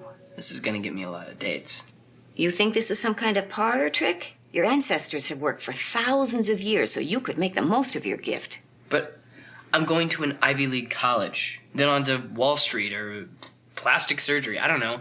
But this is only going to be good for late night snacks. Every person with the food gift has to work towards adding a new link in the chain of food. You can impact the entire world. Well, what's your great contribution to the world of food? The cookbook? It will be. So let me get this straight. You want me to give up a financially successful career to be a cook like you? I'm interested to know why he thinks he's going to get a lot of dates. This is going to get me a lot of dates. Yeah, the ability to sort of spawn several boiled eggs before you become too sleepy to stay conscious. To stay conscious or consummate the relationship. Want to go back to my place? Because I'm going to go to bed for 18 hours. Maybe what he means is this is going to get me so many... into torpor. I will appear dead for the next 4 days, but don't. I'm not waking up in a morgue again. Hey, I noticed you ordered the salad. You know what would go nice on that? Blorp. Oh my God, a boiled egg. How did you do that? She looks up at her date who is slumped unconscious in his own food. Oh, I asked for the Caesar salad, but they forgot the dressing. I'll call the waiter down. No need. Oh my God. Oh, there's some body temperature Caesar dressing all over my salad now. That's the most revolting thing I've ever seen, but I mean, I don't know why, but I'm kind of into it. You want to get out of here? Hey, are you okay? Oh my God, he's dead. He's face down in his own Caesar salad and then has drowned. His own hot Caesar salad dressing. Maybe he means this is going to get me so many dates, as in, like, the fruit. Yes, maybe. Yeah, it's got to be that. He can generate unlimited dates out of his hand. Yeah. Also, like, what the hell is this new link in the chain of food thing? Like, how about this, Grandma? Go spawn rice for the hungry. Like, yeah. Like, what's That's that, like... the thing that winds me up about this film, but I think we'll probably talk about it a bit later, but it's like, no one uses this power for anything. No. Ever. It's like, are you going to use this for good? Are you going to feed the hungry? No. I think there are very, very, very few occasions in this film where he spawns food for the purpose of the food being eaten and, like, turned into energy. He mostly does it to sort of have things to throw at people. At one point, he does it to sort of improvise an ice pack. Yeah. It's mostly just it's mostly just like magic trick. The food waste is terrible. Like, what Grandma should be saying is, Ezra, I'm sorry, but you have a moral obligation to strap yourself into some sort of hand-milking machine that will, where sort of like long metal probes will kind of like milk rice out of your hands even as you sleep. Sort of nutrient. Yeah, we need to place you in a matrix pod. Yes. That's got a sort of bucket at the bottom and deli meat comes out of it. Yes. Or like, but the thing, it's so small scale thing. Yeah. Like you can't really industrialize this process. It's not like, okay, world hunger is solved because this boy can generate food out of nothing. He can make like a small pack of deli pastrami before he passes out for 18 hours. Andy, what kind of attitude is that? Because thousands of years ago, farmers would have looked at a scrawny wild cow and said, how is this going to feed the world with methane producing beef? But do you know what they did? Selective breeding. Ah, okay. So we breed Ezra with his grandma. Well, I'm not saying that this is a good thing to do. I'm saying it's an uncomfortable moral imperative. People are starving. This person can create food from nothing, and all it costs him is a small amount of energy. Here's the machine I would propose. Okay, fine, let's hear it. Right, it's a sort of like, it keeps him unconscious. He's kept in a controlled coma, because that doesn't seem to be important. Yeah. He's got, like, using sort of, like, various implements and stuff, his food holes have been widened to, like, make the aperture as, like, so that, to increase rice throughput as much as possible. 10% of the rice that he's produced is funneled off, boiled into sludge, and pumped back into him in an IV, so that to like give him the sort. Why are you? Why are you pushing your fingers into your eyes? I mean, watching the amount of food that Ezra produces in this film. Yeah. Do you think it's more than a 16-year-old boy would eat in a day? Oh, shoot! You might be right. He might be working at a loss. Yeah, but yeah. No, you're right. The amount you have to feed him, to have the energy to produce this food. Okay, yeah, no, that's a fair point.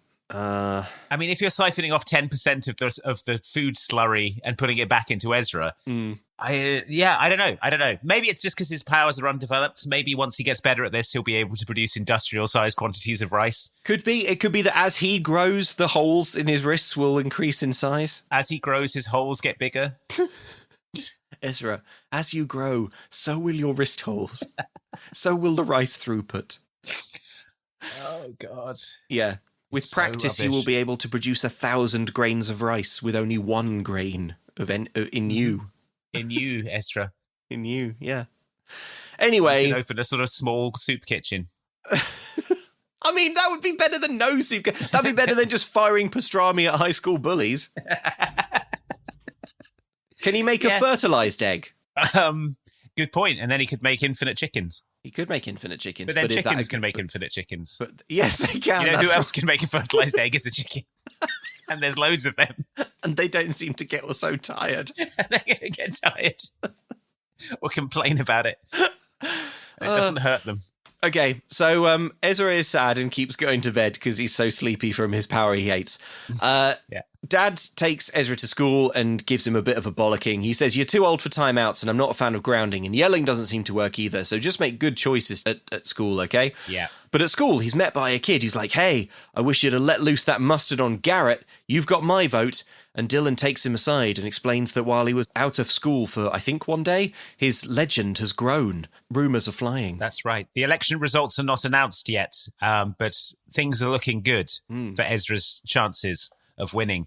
In the principal's office, Mr. Lund, the teacher, and the principal talk. It seems that if you count the write-in votes, Ezra won the presidency. But if you don't count them, Garrett won. So Ezra was removed from the ballot for his meat assault. Yes. But it seems that people wrote him in anyway, and the write-in votes were enough to win him the presidency, if they're counted. Yeah, but they shouldn't be counted because he was removed from the ballot. Yeah, he was disqualified from the presidency. This doesn't seem like a dilemma to me, but we see the teachers wrestle with it for absolutely ages. They call Ezra in and they said, you didn't have a hearing before Mr. Lund disqualified you, so your name should have been on the ballot, even though you assaulted Mr. Lund and your opponent with mustard and meat. The principal has 10 fish bowls on her shelves, each with a single fish. Yeah. Why won't you let the fish touch each other? The fish are all in timeout. That's probably it. They're in detention. Yeah. The whole election is screwed up, shouts Lund. Now we're trying to figure out how to be true to the rules without rewarding your bad judgment and lack of character. None of this has any bearing on the film, by the way. This incredible, deep student body election drama has nothing to do with anything. So the principal tells us, Ezra, that the compromise they've come to is this. He's going to be vice president, a new position. If anything should happen to Garrett, she says, foreshadowing, you'll become class president, except it isn't foreshadowing because nothing's going to happen to Garrett. But there's a condition. You're on probation, so you have to keep a spotless record. No more incidents. So, so that's what's happening now. He's been told that he can be vice president to Garrett if and only if there are no more incidents of him, for example, spraying food everywhere. Yeah. So there's a meeting about Ezra's job at the big football game. Garrett's going to introduce the football team. Justine's going to introduce the cheerleaders. Why don't I do a magic trick? It'll really get the crowd going, says Ezra. Fine, says Mr. Lund, meeting over. At home, Ezra apologizes to his grandma. He says, if I'm to have this gift, I have to conquer it. I can't have peanut butter and mustard shooting from my hand all day long. Yeah. They bond a little bit over spawning strawberries. Grandma keeps sniffing her hands. Yeah. Ezra asks why she never told her husband. Grandma says she thought about it many times, but she just couldn't. Nobody would believe me, she says. Yes, they would. They would, because they would see you do it. If you did it and showed them, then they would believe it. And also, if you were worried that this power was too good. Too good. Here's another bit of lore. The more people you tell about it, the worse the food tastes. Yes. We get another extended skit about a sort of the godfather of food in Uruguay who was like doing fusion food. We see him like in this skit spawning soup, but then he started talking about the gift. And all of Uruguay knew, but the more people he told, the less flavour there was in his soup. And the local mayor thought he was a devil and tried to have his arms cut off. Grandma, what is it with you and cutting off arms? She's just making this up. She was like, people wanted to cut off the arms of the Earl of Sandwich. No, they didn't. No, they didn't. The mayor tried to have this guy's arms cut off. No, he didn't. No, he didn't, Grandma. Oh, my God. Okay, we get an extended skit of two men in wigs chugging soup and crying. This man, he screams at his assistant to drink his soup. The man retches and vomits and cries. And then she says that Uruguayan food fell out of favour after this and has never recovered. All right, Grandma, just because you don't eat Uruguayan food. Yeah. A lot of Uruguayan people do. And also, there are a lot of good Uruguayan restaurants. So shut up. Grandma who's making like frozen carrot. Like, is this anything? No. My only other note on this scene is when Ezra spawns a strawberry out of his hand, he goes, like Justin Timberlake. pitch. Maybe that's how Justin was doing it. That's what you can't see on the CD. Yeah. But he has the gift. But the moral goes home. I won't tell anyone, says Ezra. Andy, I've developed a superpower. Do you want to hear what it is? I'd love to. Tell me it. Well, when you hit me hard in the small of my back, I cough up a SIM card. Oh, check it out. Okay. Huh.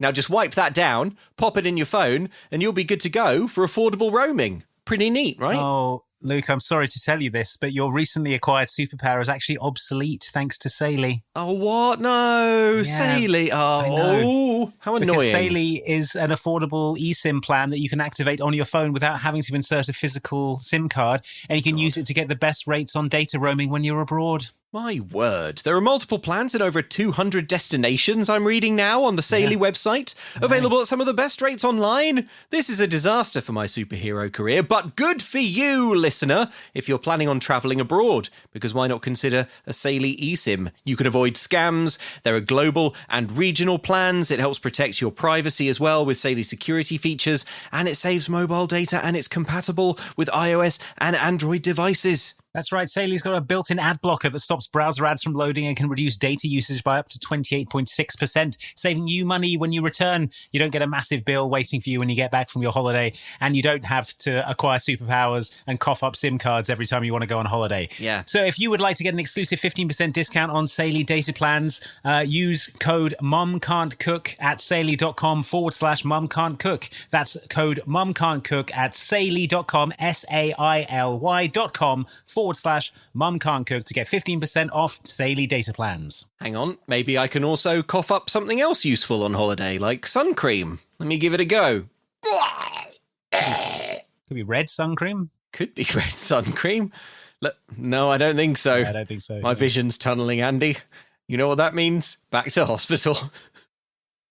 Okay, Andy, I've got a new superpower now. Okay. How could it be any better than the last one? Well, what I did was I pumped my router, my internet, my broadband router, full of radiation, and then I sat by it for a long time. Okay. And now it's possible for me to reroute internet traffic as long as my wet tongue is touching the device in question. So, Andy, I know you're always trying to sort of stay safe online. Yeah, make sure you I don't love it. get... It's a passion of mine. Yeah. Yeah. Make sure that you kind of protect your online identity and stuff when you're using unsecured public Wi-Fi. Well, just stick with me and I'll place my tongue on your phone and then we'll be able to tell the internet that your phone is somewhere else in the world. I mean, that does sound useful, right? That does sound useful. That does sound useful. Unfortunately, I get much the same service, and indeed, I don't have to have anyone's wet pink tongue touching my phone when I use NordVPN, which is the premier VPN service used by both you and I, Luke. I'm surprised you don't know this. You've been a Nord subscriber for years. I have been a Nord subscriber for years. I find it to be an extremely good and useful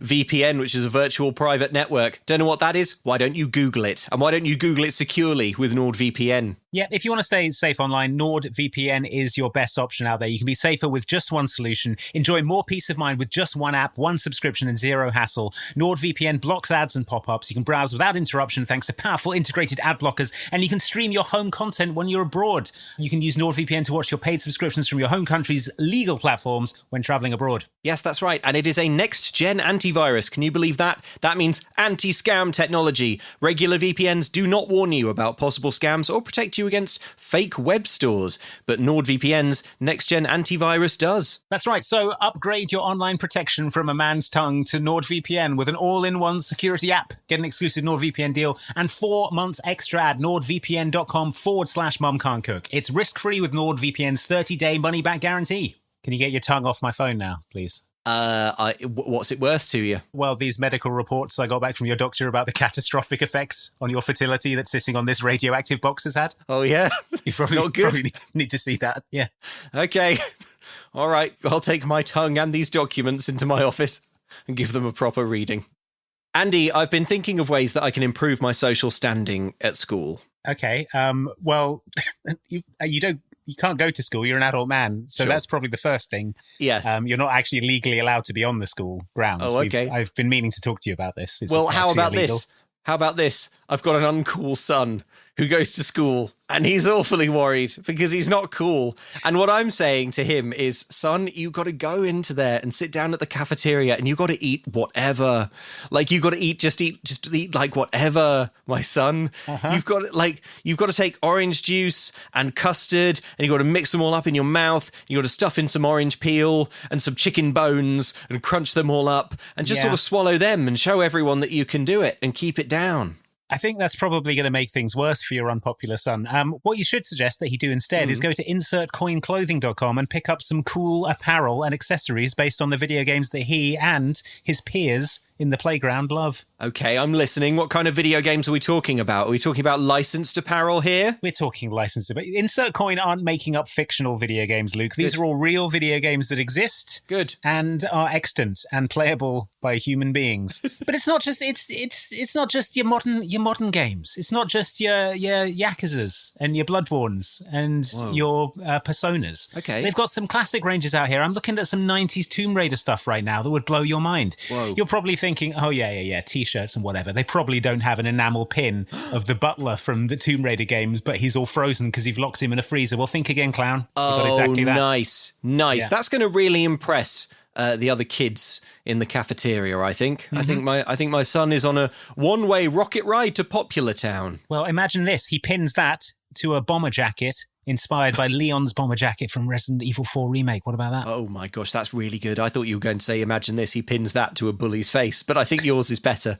Hang on. No, and then he's wearing... Oh no, he's already seen the text. Oh no, he's going to the bully right now. From Saros as well. What about that? That's cool. Oh, and that's on his awesome. back, a Persona 30th Anniversary messenger bag. No way. Perched on his head, a Shadow the Hedgehog beanie. What a good son I have.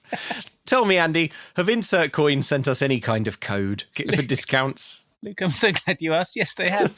Yeah, go on. If you go to insertcoinclothing.com, as we insist you do, you must enter the code Actatine Hunger Fast, which, of course, is a pun on the name of the early 2000s Adult Swim animated series Aquatine Hunger Force, isn't it? Yes. But if you enter Actatine Hunger Fast, that's ACTORTEENHUNGERFARCE, Actatine Hunger Fast, like in Food Boy, then you will receive a discount. A discount. And you're probably wondering what kind of discount. Well, I'll tell you, Luke, it's 10% off online orders. Codes are not applicable on charity items, bundles, gift cards, postage, and some products at launch. Codes cannot be combined with other deals or promotions and are valid until the end of 2026. Amazing. Go check it out and be like my cool son. I'm looking at the picture, Luke. This is just you. This is just you in one of those propeller beanies. It's holding a big strong lollipop. family resemblance, okay? You've got to stop going to the school. Andy, I've decided to become a professional rollerblader like my Disney Channel original movie hero, Brink. Okay, but what will you do when success clouds your original purpose of soul skating and you end up having to make a choice between money and the friends who got you there in the first place? I'll cross that bridge when I come to it, Andy. Oh, okay. Step 1, become an excellent rollerblader. Okay, now to begin. Oh, wait. My body, it's unhealthy. Well, I didn't want to say, but yeah, look at it. Yeah. Prods with stick. Yeah. What can I do? Well, Luke, as you know, health is 89% diet, probably. That's what scientists say. And so if you want to live well, you need to get your diet right. And there's no better way of doing that than with Factor. Factor has meals built around your goals, whether that's weight loss, overall nutrition, more protein, or GLP-1 support. For strength and workout recovery, check out Factor's Muscle Pro collection, Luke. That will give you the leg muscles you need to get that sick air on the half pipe. It would, and bearing in mind that every meal is crafted with functional ingredients, lean proteins, colourful veggies, whole foods and healthy fats, and I'm starting to think that maybe Factor is a necessity for the modern professional rollerblader. That's right. You're probably thinking, but I want to eat a ready-to-eat salad. Well, guess what, you clown? Factor has newly launched ready-to-eat salads with vibrant ingredients like elote corn and miso edamame. Whoa. Plus 70-plus add-ons to round out your nutrition, from green juices to peanut butter energy bites. And they're ready in 2 minutes. Factor shops, preps, cooks and delivers straight to your door, so you have more time for rollerblading this year. Folks, if we could get Factor, then we would. So we think you should head to factormeals.com/momcan'tcook50off and use code momcan'tcook50off to get 50% off and free daily greens per box with new subscription only while supplies last until the 27th of September 2026. See website for more details. Probably going to need some rollerblades as well. I noticed you don't have any. Oh my God, you're just Mr. Problems today. You're listening to this podcast, so I know you've got a curious mind. Here's a helpful fact you might not know yet. Drivers who switch and save with Progressive save over $900 on average. Pop over to Progressive.com, answer some questions, and you'll get a quick quote with discounts that are easy to come by. In fact, 99% of their auto customers earn at least one discount. Visit Progressive.com and see if you can enjoy a little cash back. Progressive Casualty Insurance Company and Affiliates. National average 12-month savings of $946 by new customers surveyed who saved with Progressive between June 2024 and May 2025. Potential savings will vary. As a small business owner, sometimes it feels like no matter how much planning you do, there's always surprises, like an urgent, expensive repair. But here's a surprise you will like. With Progressive, small business owners save 13% on their commercial auto insurance when they pay in full. So enjoy a surprise for once.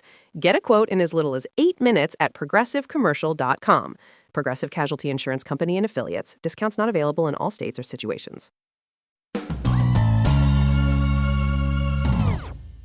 We cut to kindergarten where Ezra is late for reading to kids again. So he comes in late as Shelby is finishing a book, reading a book to little kids, and Shelby says, "Let's let Ezra finish." And all the kids go, "Aw, no. Shelby, you finish the book. Ezra's boring. We hate Ezra. He's always smelling his hands. Smelling his hands. He's so weird." "Who would like to see a magic trick?" says Ezra. A boy called Zach puts up his hand. "Hold out your hand just like this," and Zach extends his palm. Ezra puts his closed fist over Zach's open palm. There is a blorp sound, and lo, a strawberry. Zach looks at it amazed. Ezra goes, and a strawberry falls out of his hand. Ezra goes, yeah. It's worth saying this doesn't resemble a trick because you never see Ezra showing his empty hands. So it just looks like he's passing Zach a strawberry. A strawberry. Yeah. The kids love berries, so they all line up. One kid gets blueberries instead that come out with a gross squelching sound. Mm-hmm. One kid gets a fistful of jam in her palm. No one will thank you for filling a kindergartner's hand with jam.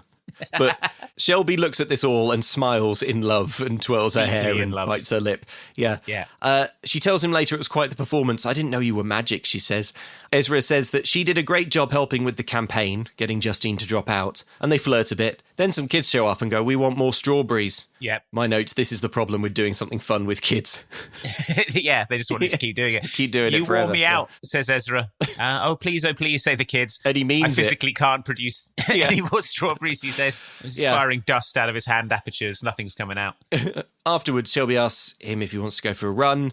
They go for like a jog together. He's not dressed for running, so they set off. He's also slow and out of shape. His body is ruined from all the strawberry energy. He sort of retches and coughs and dry heaves. All of his sort of tubes inside him are sort of realigning themselves to be able to kind of produce entire like oranges and stuff.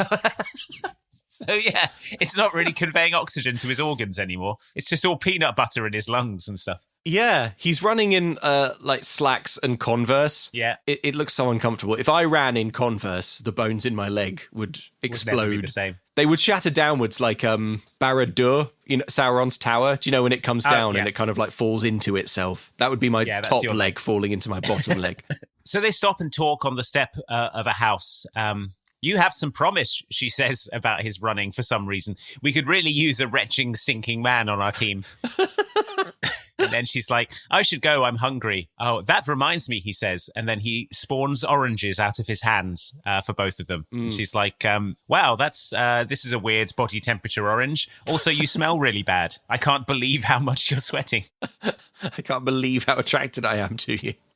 And then Ezra screws up his eyes and looks like he has a headache, probably because he does, and says he has to leave and sort of just staggers away. Well, she says, I still like you anyway, she says, and gives him weird bedroom eyes. And he's like, right. I've got to go home. And then he walks away, and it turns out they're on the steps of his own house. And then he's like, oh yeah, this is my house. And then he walks in. So walks in, goes up to bed, enters a sleep that resembles death. Enters an endless torpor. So we got to the big sprint rally. Justine is introducing the cheer squad. They lead a big cheer. Garrett's like, okay, do we really have to do this next part? I have a bad feeling about this. Yeah. But nevertheless, he introduces Ezra. Here to psych you up is Ezra. Dylan and Joel wheel out a table. Ezra appears in football gear and stands on the table to total silence from the assembled kids. Yeah. He raises his fist. Yep. I told you this year was going to be different, he says. What do bulldogs eat? Table scraps. And then he fires table scraps like buckshot out of his hand into the crowd. He fires like scraps of meat and, I don't know, pork scratchings or whatever. Like old vegetables. Into the crowd. The fatty bits of meat that people don't eat. Yeah. Like stuff you would pass under the table to the dog at a medieval feast. Yeah, that all gets fired like buckshot into the crowd. And what could be sweeter than the taste of victory, he says. And candy flies into the crowd's eyes and faces. Yeah. And finally, we're going to throw so much stuff at those bulldogs, they're not going to know what hit them, he says. And then he fires a load of stuff out of his body. There's like spaghetti and stuff. Then his vision blurs and he collapses. And then his vision blurs. He collapses off the podium. I need a nap, he says. And everyone goes, hooray. Hooray, I'm covered in candy and fatty meat. Table scraps and spaghetti. Body temperature spaghetti. So naturally, having seen this display, later Justine invites him to a party at her house. Everyone will be there. Do I have to do any magic tricks, says Ezra. I think your magic's already working, she says successfully, having seen this man fire table scraps out of his hands. We cut straight to the party. Also, like, worth saying, I know he's saying, like, this is a magic trick, but surely everyone's just seeing this. Does this not lessen the flavour? Does this not count as people knowing? Or is it like... Yeah, probably. Probably all the table scraps taste bad, the candy's flavourless. So just in case you're worried... Who knows? ...that Food Boy's power was too good. Yeah. Yeah. Hey, listener, I bet you're looking back fondly on that bit where Andy was like, I can piss any drink. I bet that seems quite... tame and pleasant now, doesn't it? That was good. That was a good bit. Yeah. So at the party, all of Ezra's dorky mates are there. Mm-hmm. Shelby walks in to see Ezra and Justine deep in sexual conversation and is upset by it. Yes. Another hot girl goes and starts stroking on Ezra because women can't resist a man who fires coleslaw out of his body. Shelby huffs and goes outside for some air. She sees Dylan out there. Dylan is teaching Garrett to play golf. Garrett is seeming more and more like a sort of all right kind of guy. Yeah, he just doesn't like Ezra for good reason. Ezra's very unlikable. Yes. Ezra and Justine head outside, and seeing Ezra and Justine, Shelby decides to make Ezra jealous. So she takes up a golfing position and tells Dylan, hey, what was that left arm straight thing you were saying? So this locks Dylan into that kind of, like, improving your stance golf flirting position, you know, where you stand behind someone. You sort of put your hand all over their body. Yeah. And Ezra sees... He doesn't visibly react, but remember, he's exhausted, and he goes inside. A single piece of luncheon meat plops out of his shorts onto the floor. We see him watching Shelby through the window, and he says, I have to go. Outside, Joel moves in small circles and sits down on the floor by himself, smiling. He's just happy to be surrounded by babes, I think is the implication. People. Okay, fine. Girls. Remember, he's a sort of nerd sex weirdo. Freak. Anyway. Yeah. Anyway. So at golf the next day, Dylan asks Ezra what he thinks of Shelby. He says he's starting to get a thing for her. I don't think she's your type, says Ezra. Smart, cute ones are my type, says Dylan. The golf boys line up. Their golf instructor / drill instructor yells at them. We're looking good today and I'm feeling good about tomorrow, he says. But before our first match, I want to announce this year's captain. Ezra smiles smugly. Dylan Roberts, he says. Congratulations, Dylan, says the coach. Hoo-ah, he adds, because he's a confusing Marine as well. Yes, shocking. Ezra Thanks, looks I'll do pissed. my best, says Dylan. Yeah, Ezra looks pissed. I'll do my best, says Dylan, but then a piece of luncheon meat slaps wetly into his face. He's fired at Dylan. The coach is livid. He's trying to do a inspirational speech. He soldiers on. We know the course. We need to focus, he continues, trying to keep going, but then another moist slice of wet pork lands in his hair.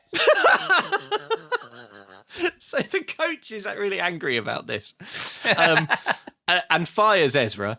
Thanks a lot, he hisses at Dylan before striding off. It's unclear to me whether this meat discharge was an accident or not, or whether he did it out of spite. I can't tell. I think it's implied that it's on purpose. I mean, it hits him right in the face. It happens twice. Yeah. And again, has Ezra done anything in this film that's likable? We're over halfway through the movie. Has he done anything up to this point that's likable? No. He's mean to his grandma. He was a dick to Shelby. He's a dick to his best friend Dylan. He fires luncheon meat at people. He's tired all the time. His body smells weird.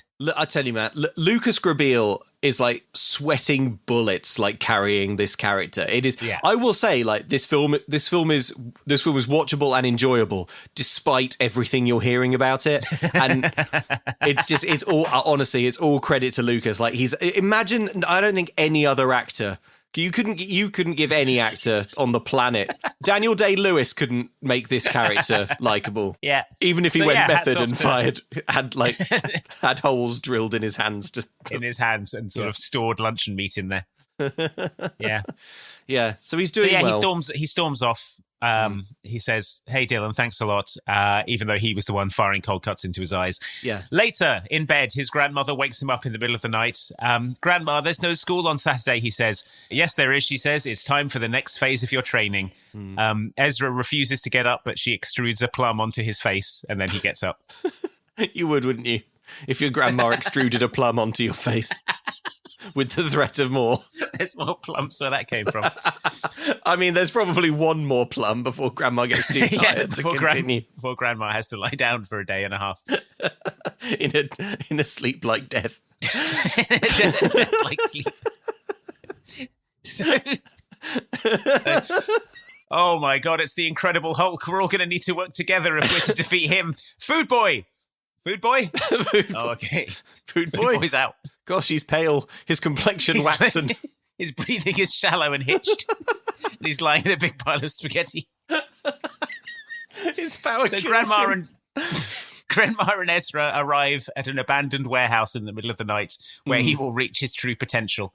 Yeah, he goes inside. It's an industrial kitchen. "You're late," calls a voice. It's Chef Shane, hard to say, the TV chef who Grandma was watching earlier. Yeah. He says, "I've known your grandmother for years." He explains that he knows about the food gift, although he himself doesn't have it. Yeah, he says that he knew Ezra's grandmother's grandfather, which can't possibly be true. This man is about 40, I would say. Really confusing. Yeah. Also, Ezra says, I thought that telling people about it ruins the flavour. And Chef Shane goes, "Oh, sarcasm this early." But no, hang on. That's a good question, though, isn't it? Like, why did Grandma tell Chef Shane, but not her husband?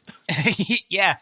Well, like, she must be having an affair with Chef Shane, I guess, what we're supposed to infer. Yeah. But yeah, Chef Shane gestures to a row of empty jugs, and then Ezra goes and fills them up with potato and sugar that stutters out of his twitching body. Oats blast out of his wrist. The camera pans along the row of jugs, each brimming with food. Not bad for starters, says Shane. We learn that Ezra's great-great-grandfather, so Ezra's grandma's grandfather, was the first food scientist in the country. His breakthroughs in molecular food technology saved millions of lives. And it's implied that this is somehow connected, but I don't see how being able to fire an onion out of your hand makes you good at molecular food technology. I mean, I can see how it would save you minutes if you're doing a lot of sort of food research. If you could be like, "Oh, I wonder what happens if we do this and this." Blorp, blorp. Now I just need to wait for it to cool. You say it would save you minutes, but you're like, "Oh, we're out of onions. I could go to the store, which is 10 minutes away, or I could fire one out of my wrist. That will save me 10 minutes." But then you fall into a death-like torpor for 2 days. So... You wake up to find the onion has gone off. Yeah. You wake up to find Scarlet Witch killed everyone, but didn't bother with you because you were unconscious and she thought you were dead. You were face down in a bowl of spaghetti. She looked upon you and felt nothing but pity. She realised that life for you was worse than death. It was crueler to leave you alive. Yeah. So by the end of this, Ezra is sort of slumped exhausted against the table. Chef Shane says that back in the day when he first met Ezra's grandma, he had rice trailing out of his hands. And Ezra's like, "What? I thought you said you didn't have the food gift." He said he used to have the power, but he begged for it to be taken away. That's when great-great-grandfather, who can't possibly have still been alive, showed him page 5959 of the book. Page 5959 says that if you don't use your power on the 59th day, that you lose it and you go back to being normal. I regretted that choice ever since, says Chef Shane. I lost something extraordinary because I didn't appreciate it just because wet rice pudding was falling out of my hands uncontrollably all the time. And it was making me so tired. Ezra does the mental maths and he realizes that the 5,959th day of his life is next Friday. Yeah, I was pretty much a freak, and I was begging to have this taken away. And that's when your great-great-grandfather showed me the page 5959 of the food book. It says that on the 59th day, if you don't use your power, that you lose it. You go back to being normal. Really? That's great. That means that I can totally I've go back regretted that choice ever since. You regretted not being a freak? I lost something extraordinary because I didn't value it. Wait, so this means that I'll go back Next Friday. Look, now you can choose to build upon the legacy of your grandma and her grandfather and thousands of years of history, or not. Oh, I'm can't wait for this. What'd you make this on your show? Oh my goodness. This is really good. Like, really good. Where is this? Even oatmeal, prepared properly, can be a feast. So Ezra is shocked that this bowl of porridge prepared by a professional television chef is good. It's delicious. I mean, I guess he's never eaten good food. I mean, I suppose all he's eaten is like school dinners and his grandma's insane experiments. So his grandma's frozen vegetables and face plums. Yeah. Simple oatmeal can be a feast if prepared properly, imparts Chef Shane. Sure. Strongly foreshadowing that Ezra is going to become a sort of professional chef. He isn't, though. Grandma picks Ezra up at the end of the night, and Ezra's sort of like slumping and unconscious. He can't get out of bed the next day. Yeah. He tells Grandma that it felt good to do all that, but he's planning, nevertheless, on ditching his gift. By not using his power on the 59th day. Yeah. Grandma says, if you decide to keep it, I think you'll be surprised at how often you can use your gift. Like she's describing a National Trust membership or something. Yeah. You make me sound like a superhero, says Ezra. Not all superheroes fight crime, she tells him. Some are just off-putting. I think they do, though, don't they? What else? What's the criteria if not that? I mean, some of them do crime. Yeah. Like if you get superpowers, some of them use it to do crime. It's not a hero, though, is it? It's not a superhero. Yeah, good point. I mean, yeah. You need a power, you fight crime.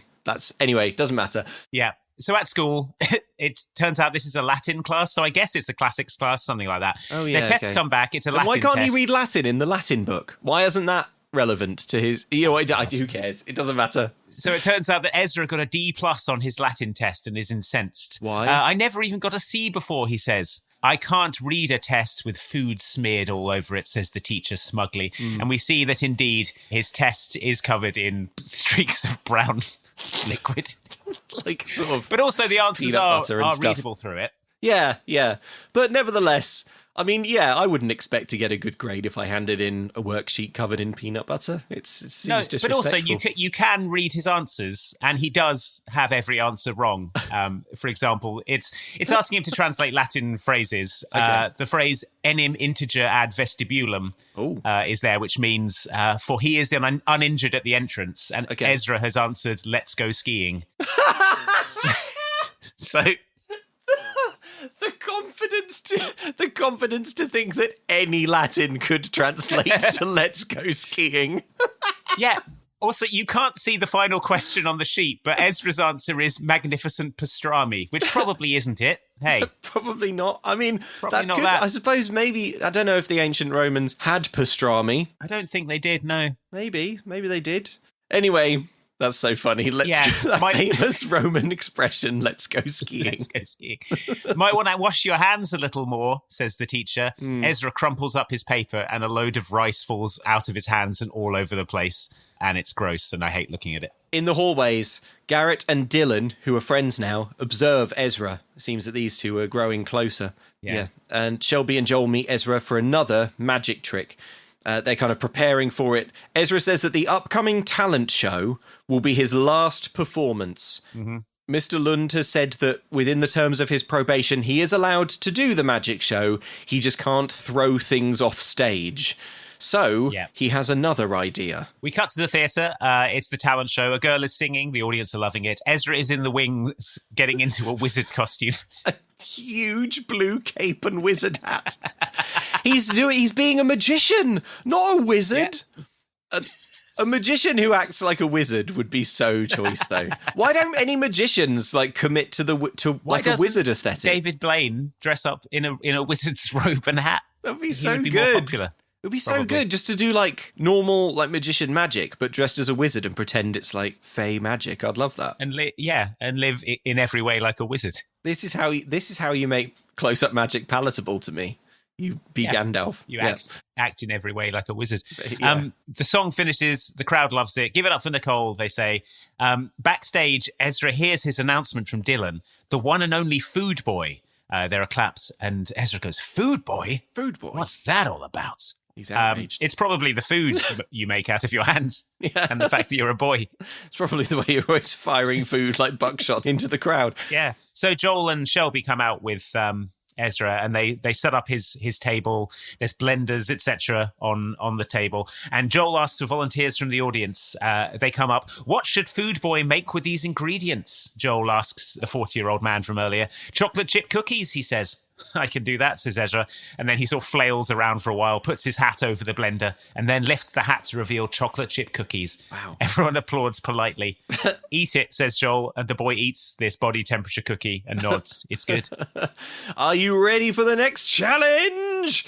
Joel is doing the announcing. He puts his arm intimately around a sort of girl from the crowd. She asks for sherbet and removes his arm. Yeah, he puts his face up an inch from hers. She's very obviously uncomfortable. Yeah. Sherbet, Ezra says, and then he flails and flaps around. He puts his hat over the blender, takes a bowl, goes, ugh, and then reveals the ice cream that he made from his body. Justin eats some and smiles. The hot ice cream that came out of him. Justine tries it. Seems like it's delicious. By now, Ezra is sweating and swaying. He's staggering all over the stage. He's made two food... He's made two... He can do so little. He's made two chocolate cookies and a bowl of ice cream, and he's about to die. Shelby asks if he's okay, and he's like, I can do one more. I could do one more. So Ezra puts strawberries in the blender along with flour. What is the final request? He says. How about peanut butter and jelly sandwiches, says Justine. Too easy, says Joel. How about watermelon, she says. I love it. Oh, God, says Joel. Easiest one yet, says Ezra. His hands are sanitized by Shelby, and then he squats and makes a face of straining effort. I've written, why does it hurt to do this? Why does it hurt?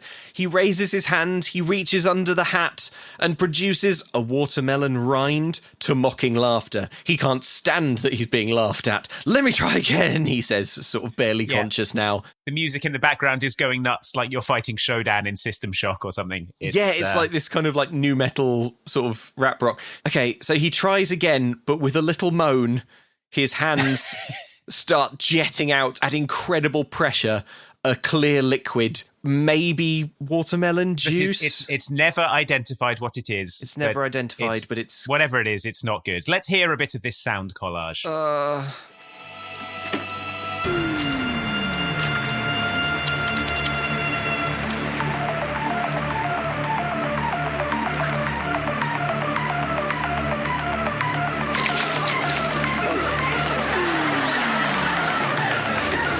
me try that again.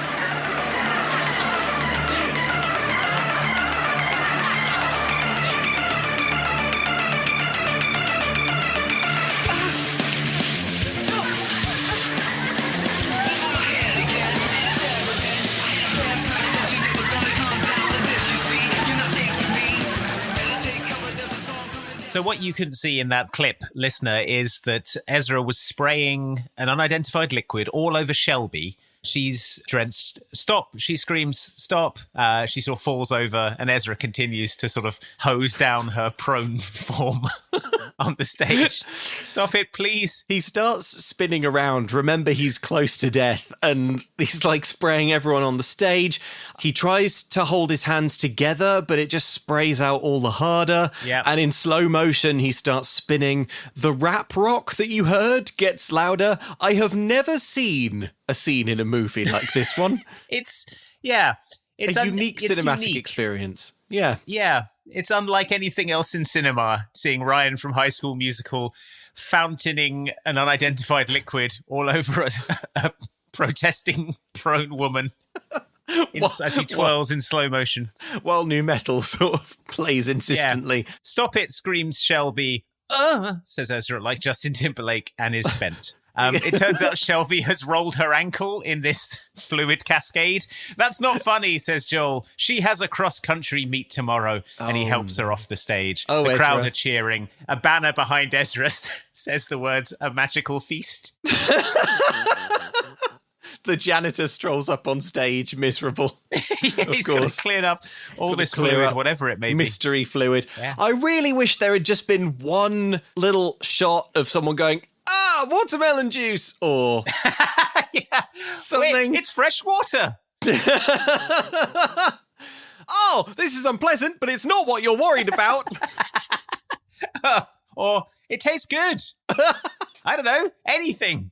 Right now, people are sort of recoiling in revulsion from whatever this liquid is. This unnamed, unidentified, clear, but it should be pointed out, slightly cloudy liquid. So just simply have, yeah. We finished. Back on track. We finished shooting that scene at least. Yes. Ring, ring. Oh God. Hello. Hey, Lucas. It's Zac Efron. How's it going? Looking forward to being back on the High School Musical set in a couple of weeks. Yeah, Zach. We're looking forward. How's your break been? I've been shooting a few things.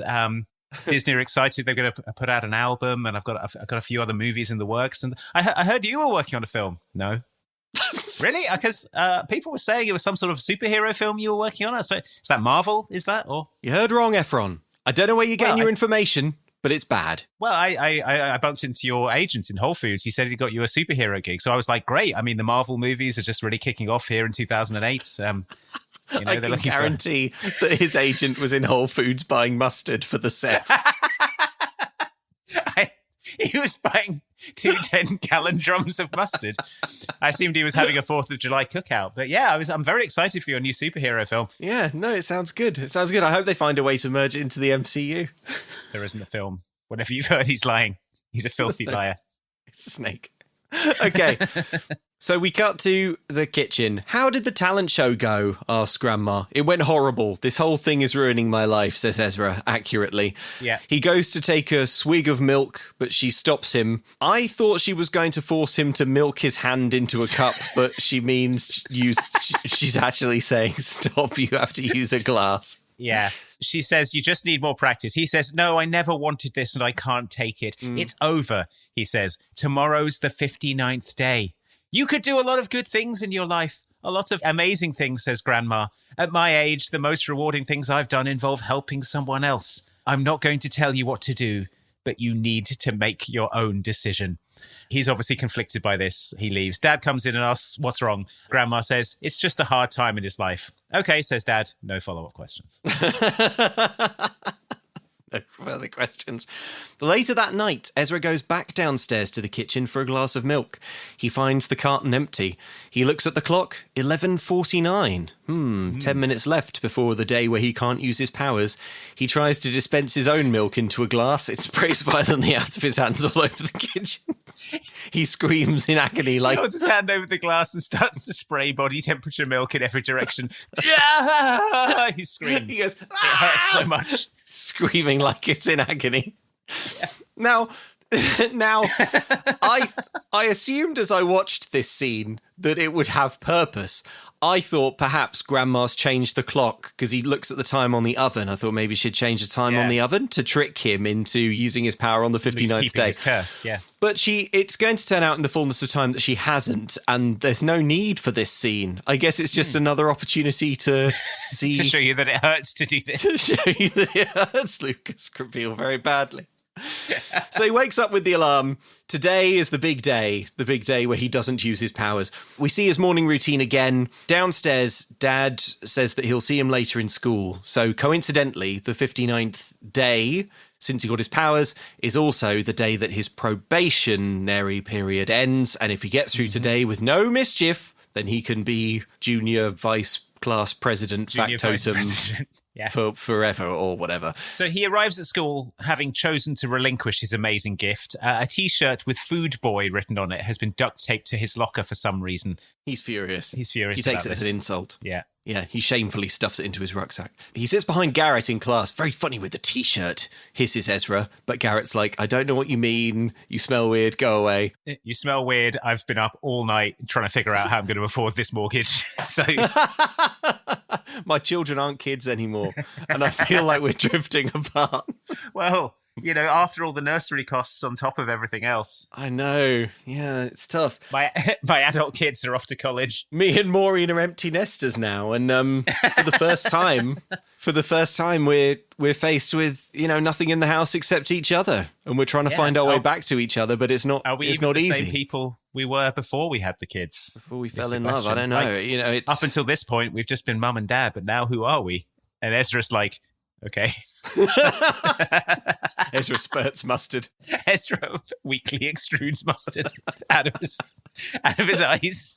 Yellow tears run down his cheeks. Mr. Lund appears in class, and he's shocked to find that Ezra is on time. Yeah. There's a sarcastic round of applause for Ezra. In the cafeteria, everyone enjoyed the talent show. Some boys say, good job. The ending was awesome. The ending where, in defiance of what you expected from the trick, he just hosed everyone down with clear liquid. Hosed a crying woman down with a cloudy, milky liquid. He promised to spawn a watermelon, but then instead did that. Everyone thought it was awesome. Everyone was like, that was great when you did that. I loved it. He's congratulated for his talent show performance. He looks around furious for some reason. Shelby averts her gaze from her wetter. He leaves the lunch hall and goes and eats in an empty room alone. Just some big room the school has. I can't tell what room it is. Yeah. Joel finds him. He's like, how did you do it at the talent show? I've no idea how you did it. And Ezra's like, well, after tonight, you'll never see anything like it ever again. Yeah. Set on this course of losing his powers on purpose. He says, too bad, it was amazing, except for the bit where you injured Shelby, of course. Yeah, that bit I didn't like. I'm just imagining the climax of Avengers Doomsday. All the Avengers are lying defeated in Doctor Doom's throne room. And now Doom shall truly be the one true ruler. He says, but what's this? One superhero remains. Food Boy fires a milky liquid all over Doctor Doom and he falls and rolls his ankle quite badly. Ow, he says. It looks like you're defeated, Earth's mightiest heroes, and none of you discovered my shellfish allergy. Shellfish allergy? Time for our secret weapon. Now, Food Boy! Oh, he's died. He's passed out in milky liquid. There's half a lobster sticking out of his mouth and he's dead. He managed to extrude half a lobster before he succumbed to extra fatigue. I see. Well, if there'll be no more distractions, press his button, Earth explodes. A mercy. Thank you, Dr. Doom. I've thought about Food Boy for hours and hours and hours, and it would be good if the Earth would explode. An Earth that would allow Food Boy shouldn't be allowed to go on. You've done the right thing, Dr. Doom. I can't show the image. Ow! My tummy hurts like I've tried to drink gallons of milk. Like you've got half a lobster sticking out of your mouth. Oh my god. Oh my god. Okay. So Food Boy gets bollocked by Joel. He says, how stupid are you? Shelby has a huge thing for you. If a girl looked at me, let alone liked me, I wouldn't embarrass her in front of the entire school. She even made that stupid T-shirt for you. Oh, yeah. You know what you've got to do, he says. Ezra says, buy her something or give her something. And he says, no! Apologize to her right now. He says, you sure she wouldn't like a kilogram of rice? And then it pours out of his eyes and ears and nose. Well, no, he can't anyway, because he can't use his powers. That's true, not today. Yeah. Okay. But he doesn't know how he'll get to Shelby because she's sitting at lunch surrounded by a group of young women. And Joel says, don't worry, I know how to upset a bunch of women into leaving. So Joel walks up and threatens to invite them to prom, and they all run away. Yeah, screaming. Yeah. Joel runs after them, which he didn't have to do, leaving Ezra. Ezra One of and those girls Shelby paused for alone. half a second. I'll go harass her. And they're like, good character. And then He goes to do that. So Shelby and Ezra are alone now. He thanks her for the T-shirt. I'm not sure when or why she had it made, because, like, why did she gift him this T-shirt the day after the hosing? Yeah. Don't know. Even if she'd already had it made, you'd think it'd be like, well, I'm not giving him that now. Yeah. But, in amongst all the hosing with the mystery liquid and the breaking her ankle from the mystery liquid, there's just something about a boy who's spraying fluid in every direction and going, It's just something about this exhausted, weak, smelly boy. With half a live lobster wriggling in his mouth. Claws clamp onto his nose. I'm too weak to pull it off. He asks about the ankle. I'll survive, says Shelby. Then she snaps at him. You've been acting really weird this year, she says, understatement of the frickin' century. And she demands an explanation. You've been acting really weird this year. I know. It's been a really weird year for me, but it's really hard to explain. Well, why don't you try? Because at this point, it seems like you don't like me. Wait, no. That's the last thing that I want you to think. Things are gonna go back to normal. Really? I don't see that. Joel is chasing girls, Dylan is hanging out with Garrett and his friends, and you're Mr. Popularity with your magic tricks. If I'm so popular, why am I out there eating lunch alone? I've totally screwed things up, but I can fix it. I saw you at Justine's last week. What about you and Dylan? I don't like Dylan! I was just trying to get back at you.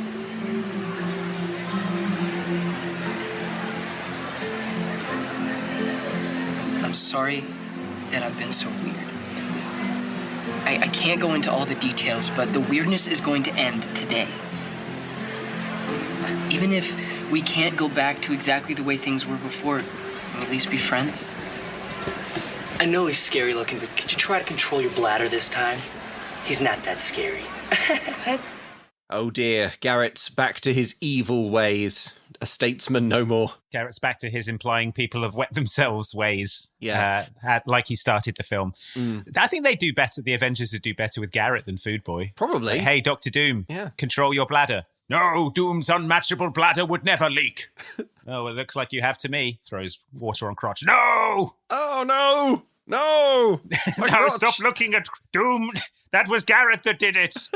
Doom would never wet himself. Doom's bladder control is unmatched. Dr. Doom turns and tries to flee in shame, but bangs into the wall and knocks himself out. Hooray! Earth is saved. Thanks, Garrett. Doom gets his phone out and tries to show you his Kegel's app. Doom gets his phone out and shows you a picture of his bone-dry crotch he took only moments before. This could have been taken at any time, Doom. No, look at the timestamp. I timestamp all my crotch photos for exactly this reason. Okay, so Ezra is not having this. He stands furious. Leave her alone, man. They square up. You sure you want to do this? Dylan intercedes. Remember, Dylan is on Team Garrett now. Yeah. You're right, Dylan, says Garrett. No one cares about him anyway. Yeah. But as Dylan walks away, an enraged Ezra flings a lump of food at Garrett. He didn't spawn the food. He just picked it up off of the table. This is their mashed potatoes that he just picks up off the table. Very funny, Food Boy, says Garrett, and throws some food back. And then the 40-year-old man from earlier stands up and goes, food fight! Food everyone's fight! Like, Jeffrey, you've got to stop letting your dad come to school. He keeps doing this. He does a food fight every time. Every day. Now, a huge food fight breaks out. An apology first from Mum Can't Cook, I think, sure. to the Disney Channel. We've complained in the past about food fights that seem too tame, too cowardly. Sauceless, we didn't know what we were asking being flung for. around. No, we thought we wanted to see a grosser food fight, but I'm so sorry. I couldn't have been more wrong. Having experienced one, the sort of the platonic ideal, yes, if you will, yes, in your head is very different to the reality. And once you've experienced an actual gross food fight, you really never want to see another one again in your life. So, yes, apologies to the films that we've denigrated for this. Yeah. Slandered, even. Because Food It's Boy... horrible. The Adventures of Food Boy does it real nasty style. To give you a sense of how gross this food fight is, we almost immediately cut to the 40-year-old man boy who started it, cowering under a table, looking afraid. Like, what have I wrought? What have I done? Keep cutting back to him, and he's sort of, it's odd. You get sort of chaotic food fight, and then you get a shot of him under the table, and he'll be sort of like grimly pushing a Twinkie into his mouth with a sort of like very solemn expression. And then they'll cut back to the food fight, and he'll be like scooping mashed potatoes into his mouth again. With a grim expression. With the look of a head of state announcing war. He will shovel potatoes into his mouth. You're like, what is this? Who is this character? What's he doing? I don't know. So anyway, the food fight is like cafeteria wide. It's absolutely disgusting. It's just like mashed potato and gravy everywhere. Yeah. Garrett slips on food and appears to have broken his neck. Yeah, he sort of brains himself on the floor. Ezra goes to his stricken side, and as he does, Grandma's words echo in his head. You could do a lot of good things in your life. This is your decision. The words echo. Goodbye, stock exchange. Hello, soup kitchen, says Ezra. And he takes a plastic bag and then he goes, and fills it with frozen veg out of his hands and then puts it on Garrett's eye. This you curse yourself to the life of Food Boy? This is the one altruistic thing he does with his power in the entire movie. Is he fills a bag with frozen vegetables and puts it on Garrett's eye to slightly reduce the swelling. To slightly reduce the speed of swelling. Like, oh, Garrett could have a black eye if we don't act fast. And I suppose my options are go and get him an ice pack, or I guess I could curse myself to firing clam chowder out of my face for the rest of my life. That one, please. Also, like, these frozen vegetables, it's like Grandma's recipe that he kind of does. Like, they are going to stay cold. They are going to be like effective swelling reduction for about 30 seconds, and then they're going to just be sort of vegetable mush. Yeah, vegetable mush. It's like it's the weakest way to help. Yeah, conceivable. I don't know. But anyway, Ezra does it. He's decided to do that. That they've been building to this altruistic use of his power. Yeah. Where he's like, no, I can't stand by. I have to use my powers and I have to accept this gift. And he's like, here's some frozen peas, put them on that eye. I just don't understand it. If he thinks that Garrett's had a really bad head injury, then he'll know that like frozen stuff isn't going to help and that he needs to get to hospital, right? Like, don't move him. He could have a broken neck. Yeah, right. But anyway, what they do is they push some frozen veg, rapidly spawned, against his sort of slightly sore eye. Then his friends load him into a bin and wheel Garrett out of the cafeteria. So like we managed to defeat Dr. Doom, Avengers. Good thing we did, Captain America. Hey, it looks like you took a pretty nasty knock there in the eye. It's nothing. I'll get over it. Wait, who's this? It's me, Food Boy. It's Food Here's Boy. Some frozen peas, Captain America. If I eat all 5 Infinity Stones, it'll give me the power to make some iced vegetables for your eye. For God's sake, don't do that, Food Boy. We need the... Oh, he's done it. He's done it. He's handed me a packet of frozen peas and now he's died. Okay. We'll build a statue outside the campus. How does this guy keep getting into the Avengers campus? He makes a ladder out of potatoes, climbs over the wall. And flops unconscious over the wall from the... 17 to 18 hours later, he awakes and he's in the grounds. You know how Iron Man flies by pointing his palms downward and sort of firing energy downwards? Could Food Boy briefly fly by fire milk at such velocity? Those water jetpacks that you see that sort of fire a high pressure stream of water. Yeah. He could just... Food Boy flies by shooting a high pressure stream of tomato soup out of his bum. But if you look closely, you'll see that he's unconscious. And he just sort of flies incredibly fast. And crashes through the window of a warehouse, smacks into the opposite wall, slams into the floor, and then it's just fountaining tomato soup all over the ceiling. His body enters a death-like torpor. Oh my God, I'm going to die, just like Food Boy. Okay. That often distracts the enemies long enough for Captain America to throw his big shield at them. Usually makes the enemies sad. Yeah, like, oh Jesus, should we help him? And then blam, concussive blast from Cyclops in the chest. Got him. Guys, I think he's really hurt. Blam! Yeah, you would think that because he is. Anyway, clap him in irons. What's the matter, Charles? Too much tomato soup in your blood. Oh my God. Okay. Another jock throws a pound of spaghetti at Ezra, but it's blocked by Dylan's tray. Oh, yeah. Thought he could use some help, he says, like Bucky appearing in the middle of a Captain America fight. They nod in a bit. silent acknowledgement at each other. You know they're going to blame this whole mess on you, the kids say to him as they sort of recover in the hallway. Yeah. Mr. Lund, the teacher, finds them, and we cut to Ezra and Garrett in the principal's office.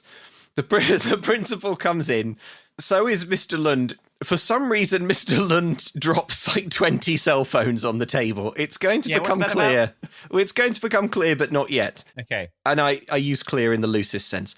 Ezra produces an apple from his hand. He spawns it. And he says, before we start, I was thinking I would give this to you as a sign of good faith towards a teacher.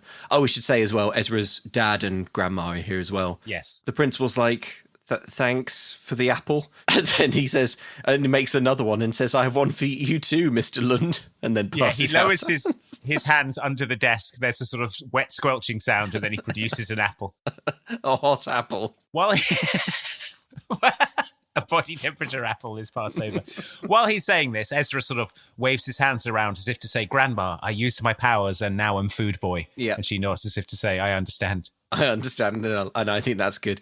Mr. Lund, on the cell phones, so these phones we infer, he's confiscated them from kids in the cafeteria, and they contain video evidence of the food fight. Although, not very good video evidence, because Lund shows it to the principal and says, look, it shows Garrett throwing a carton of milk. And Garrett says, but I didn't start it. And he's right, Ezra started it. But nobody believes No, he Garrett. only has footage. They missed the initial barrage and they only caught Garrett's. He's shouted down by the teachers. Garrett, I expected more from a leader. We'll evaluate your standing as class president. Garrett looks sad. But then Ezra, full of the courage of Food Boy, opens his mouth and 11 pints of clam chowder pour out of it. A lobster surfs out of there on a wave of clam chowder. Clam chowder and whole radishes. I did it, says Ezra. I got mad and I threw some fruit salad or something. I didn't mean to start the whole thing. Yeah. I understand you made me vice president so I wouldn't retaliate against the election. Brackets question mark.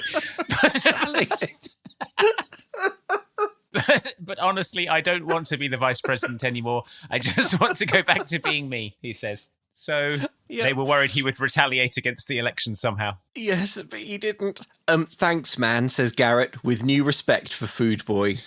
We cut to the cafeteria where children shovel stinking heaps of swill. It's so horrible.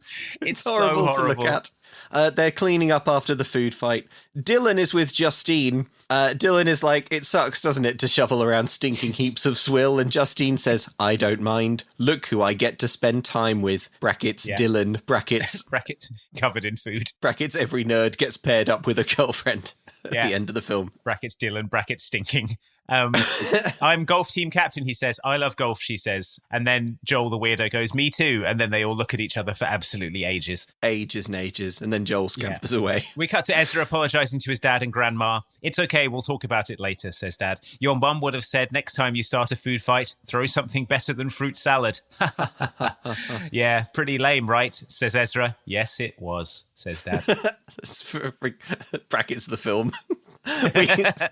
We infer that the family are all friends now, though. Ezra walks back into the cafeteria to help with clear up. Ladies and gentlemen, I present to you Food Boy. The kid says, I think it's Dylan, and the chant is taken up, and everyone shouts, Food Boy, Food Boy. Why they do this, I'm not exactly sure. I guess because Ezra threw some food and started the food fight that they're now all being punished for. He's responsible for them all having to clean up this cafeteria. Yeah. Even the janitor grabs his hand and raises it high in the air. Everybody hugs Ezra. The guitar crescendo's like, this is good, and a good ending. Yeah. We cut to the cross-country meet. Shelby is running. Ezra goes, and winces, and body temperature Powerade judders out of his body. Yeah, he hand pisses a cup of Powerade for Shelby as she jogs past. She goes on to cross the line in first place. Ezra congratulates her afterwards and they talk flirtily. You know, she says, that drink you gave me was awesome. The best sports drink I've ever had. Yeah. I've been working on the recipe, says Ezra. Blue raspberry with a hint of mint? Yes, it was great. You should bring some for the whole team next time. I even think you could market that stuff. Really? Says Ezra. And he says he's thought about putting it in his grandma's cookbook. Yeah, so this cup of body temperature fluid that he gave her was the best sports drink she's ever had. And now we get a sort of glimpse at Ezra's future here. He's going to mass market his hand piss body, his hand piss body. He can make 1 bottle a day before he passes out. So they'll have to charge $10,000 a bottle for it to be worthwhile doing at scale. But it's the best sports drink you ever did taste. Yeah, blue raspberry with mint. Does that sound appealing? I mean, not really. No. Fine. I have to tell you something, Ezra says to Shelby. You need to take a shower. I've never seen so much sweat coming off someone so small. Ha ha ha, she says, and then they kiss. And then Ezra pulls back and says, you really need to take a shower. After this, they walk off hand in hand. She playfully pushes him over, but he collapses to the ground because he's so weak. And then he runs back and he tackles her to the ground. And the movie ends. And then the credits say, please be nice. Please be nice to Please be nice to other people. Look, some people are trying hard, all right? And just because they made Food Boy, just because it turns out that it doesn't really work when you make this film, we thought it was going to be good, but it turned out it was bad. Please be nice to other people. I mean, it's hard to argue with that sentiment. It's so so horrible. When Ezra kisses Shelby, I just couldn't shake the image of like her mouth filling up with clam chowder. Like, her eyes fly wide. Ezra keeps his mouth clamped over hers. A lobster wriggles from his mouth into hers. A lobster claw emerges from her nose. Oh my god, what a horrible, horrible movie. It's absolutely rank, but I really liked watching it. But I like The Fly, you know. So yeah, it's the same. True. It scratches the same kind of itch. It's you're like, oh, it's so rank. Can't look away though. Yeah. If David Cronenberg made this film, it wouldn't be any different. Oh god. Oh yeah. Thanks to the janitorial staff. Sorry for making such a mess. So that they really did F up that room with that food fight. Yeah, that's in the credits. Oh, they my apologise God. to the janitors who they made clean up everything that they did. Can I read you an email? Yes, please. I don't know if I can. Okay. This comes from Lee. Thank you, Lee.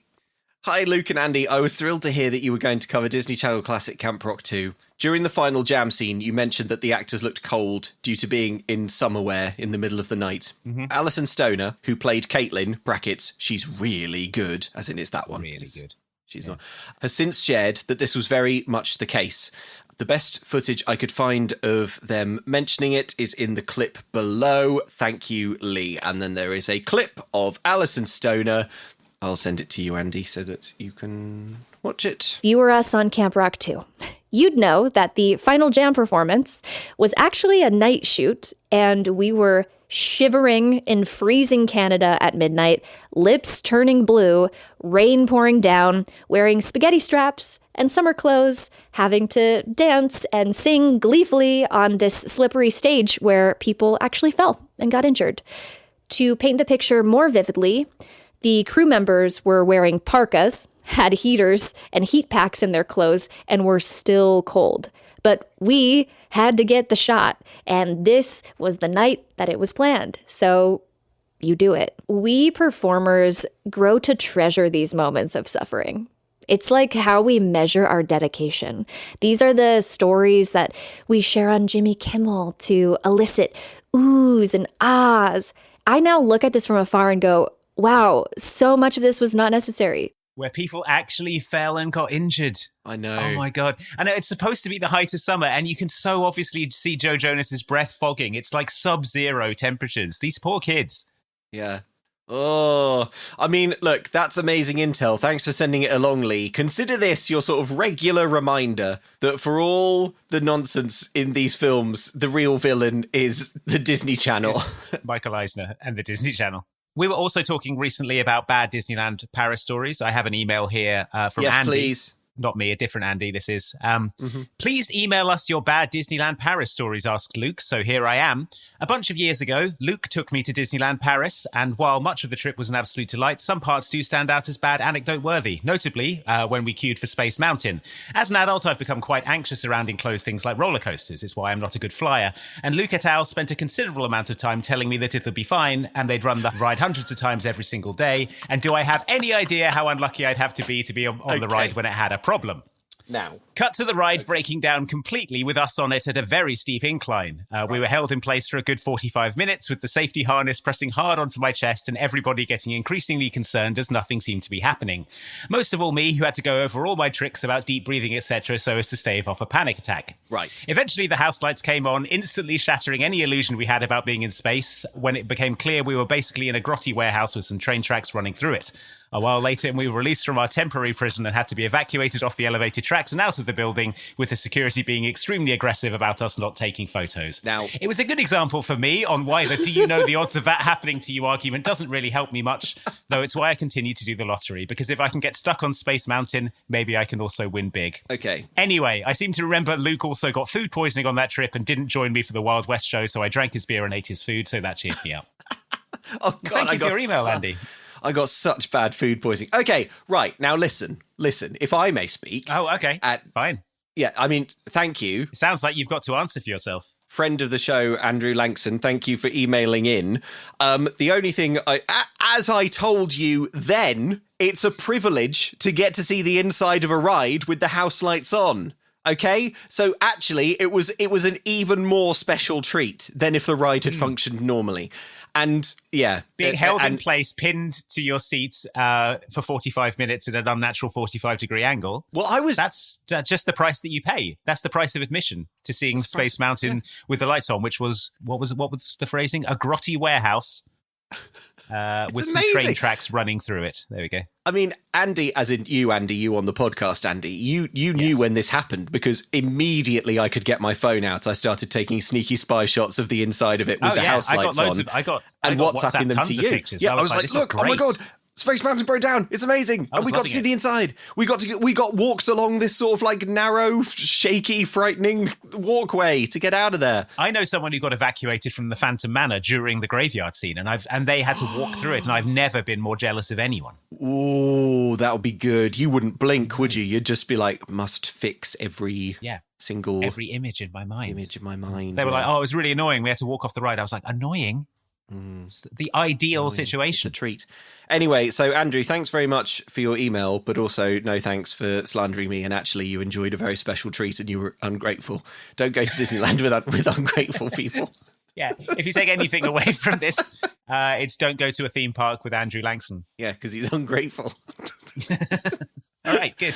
We also had an email from Jason Rose. Thank you, Jason, for emailing this in, who says, as a late British millennial, I tried to think of the funniest combo from your riffing and came up with this. I hope you find it as funny as I have. Oh. And he sent along this lovely unsolicited message from the Hoosiers. Hi, Luke and Andy. It's me, Erwin Sparks from the Hoosiers, coming at you from the band van. I need your help. My rock camp was going very well, but Tom Chaplin from Keene set up a rival camp across the lake just to ruin me. And half the kids left. Now he wants a TV contest. What do I do? Well, that is a tricky situation that you're finding yourself in there, the Hoosiers. I would say our advice is probably the best thing to do is just lose to Keene, but then realise that summer is all about friendship, and then just sort of spend the summer sitting around a lake eating s'mores and like bullying Kevin Jonas if you have one. If you have a Kevin Jonas. I don't know who in the Hoosiers is the Kevin Jonas, but you sort of spend the summer hitting him hard in the arm. Yeah, figure it out. Either that, or how about this? A big sort of hand-painted rainbow sign that you can put up on your side of the lake that says, everybody's changing, brackets, to our summer camp. To our summer camp. That's good. That's good. That's good. Keene won't like that. Yeah. We're not keen, but it's spelled like Keene, on their summer camp. That's nice, although they'll probably get nasty. That's so nice of you. Thanks very much, Jason Rose, for sending that in. Yeah. Now, I'm not saying that I want listeners to continue getting us cameos from established bands, asking them to discuss rival music camps with sort of similar bands. But if you did do that, I think it would probably reach the status of experimental art if we could get this big enough. Yes, so, it would. We could get to a point where, like, backstage at the Grammys or something, all the artists are sort of having a confused conversation about similar cameos. Do you understand what this is about? No. Do you understand? No. I don't. No, we don't listen to podcasts. Oh God, we listen to music. Everyone stop talking. What are you talking about, fellas? Nothing, Paul. Certainly not Ram. Yes, email the podcast if you would like to at momcan'tcookpod@gmail.com. We also have a Patreon where we are currently going through Erie, Indiana. In the weeks when we don't have a main feed episode, you can enjoy a delightful recap of some 90s supernatural kids TV weirdness. If you head to patreon.com/extra helpings, we also do monthly watch-alongs of classic DCOMs, and you can get your name in the credits of the main feed episodes as well, with the various options over there. So head over to patreon.com/extra helpings to check that out. We have merch as well at momcan'tcookmerch.com. So examine it. Go and look. Go and look and go and enjoy the designs. Also, our Halloween live show where we are recapping Return to Halloween Town. It was sold out, but because it's sold out, they have opened up 6 additional seats at the bar if anyone would like to be sat at the bar to watch the live show. So there are currently 6 final seats remaining. If you head to tinyurl.com/return to H-Town, you can snap those up, but they are going quick. So very, very, very close to being sold out. But they opened up some Sitting extra at the bar seats, so sounds amazing. This is your last chance. I know. They should have opened those tickets to begin with. Best seats in the house, probably. There you go. All right, tinyurl.com/return to H-Town if you want to get those last tickets. Okay, Andy, what are we going to do next on this podcast? The next film that we're doing, Luke, is one that you said to me with the name Geppetto 2000, which got me very excited because I thought it was some sort of sci-fi Pinocchio story. But no, it's just called Geppetto, but it is from the year 2000. The year 2000. It's Geppetto brackets 2000, but can we call it Geppetto 2000? Geppetto 2000. An advanced Geppetto. For the cyber era. I meant like Ulysses 31. He's got a jumpsuit and flowing hair. I will now read you the description from IMDb. Yes, please. The lonely woodcarver Geppetto gets his wish for a child of his own granted when the blue fairy brings one of his marionettes to life. However, being a parent is not as easy as he had expected. Okay, great. Well, because his boy is wooden. Guess his boy is made of wood. Yeah, I can't wait for this one. I find any sort of retelling of Pinocchio to be inherently funny. And I'm really excited for this one. I think there's an interesting backstory to it. Like, it was supposed to be a sort of proper, full theatrical thing, but some key cast dropped out, and basically it ended up sort of being this direct-to-TV. Someone saw it and it was like, well, we can't put this in cinemas. We can't put this in cinemas. It would be profane. But no, it's still got quite the cast. We've got Drew Carey as Geppetto. Julia Louis-Dreyfus is in it. Brent Spiner is in it. And Usher is in it as well. Playing the ringleader. Usher is Pinocchio. Usher Raymond. Okay. All right, well. So, yeah, look forward to that. Look forward. Right, well, we'll see you next time for that. And I don't know, Luke, about you, but I'm pretty thirsty after all that podcasting. How would you like a big, crisp, fizzy glass of bubbly Sprite?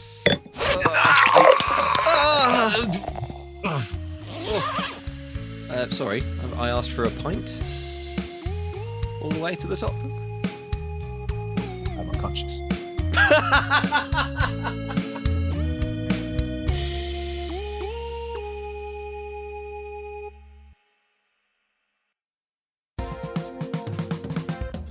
Hey, Luke, welcome back to the Marvel Comics offices where we both work as commissioning editors. I hope you had a good weekend. Yeah, had a pretty good weekend. Mostly been looking forward to hearing some great pitches for good superheroes. So let me just... looking at the in tray, it looks like we've had a lot.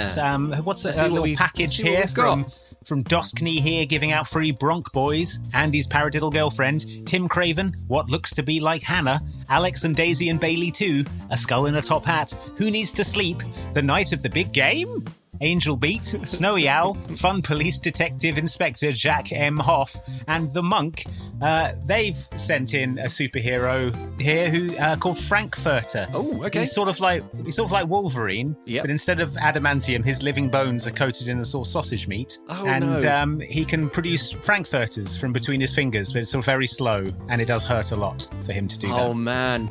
Could we have that scene where Rogue asks Wolverine, does it hurt when they come out? And he goes like, every time. Yeah. but it's with frankfurters. It's frankfurter sausages sliding very slowly out from gaps between his fingers, and it takes ages and obviously hurts. Yeah. Okay, well, I don't like that idea, but maybe I'll like what Crapolio, Sex Canoe, brackets, meet me in the, Danny Boya, Seish, Intercontinental Ballistic Muesli, Nick Jonas's Chemsex Canoe, brackets, hidden in a perv bush, Adam Bell, Andrea Pallas, Christoph, Book Goblin, Richard Martin, Andrew the Osteogent, Will Hutner, and Hannah Kirchner. They're pitching Marshmallow Man, who explodes into a sticky mess if you put him into the microwave. Yeah, I mean, hard to see how that would sort of come up organically, but...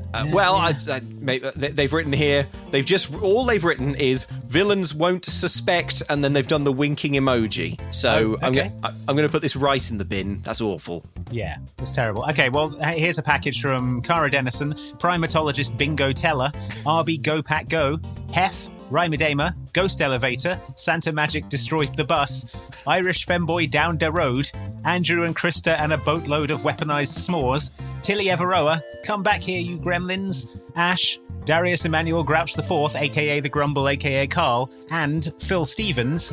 They've sent in The Weeper. He's a guy who can cry absolutely loads. They've written, in a room with a supervillain, he can start crying, and in about 4 hours, both of them will drown. Oh, okay. No, that's good. Or maybe it'll make the villain feel awful. You know, it could sort of set off empathetic feelings in the villain. That's true.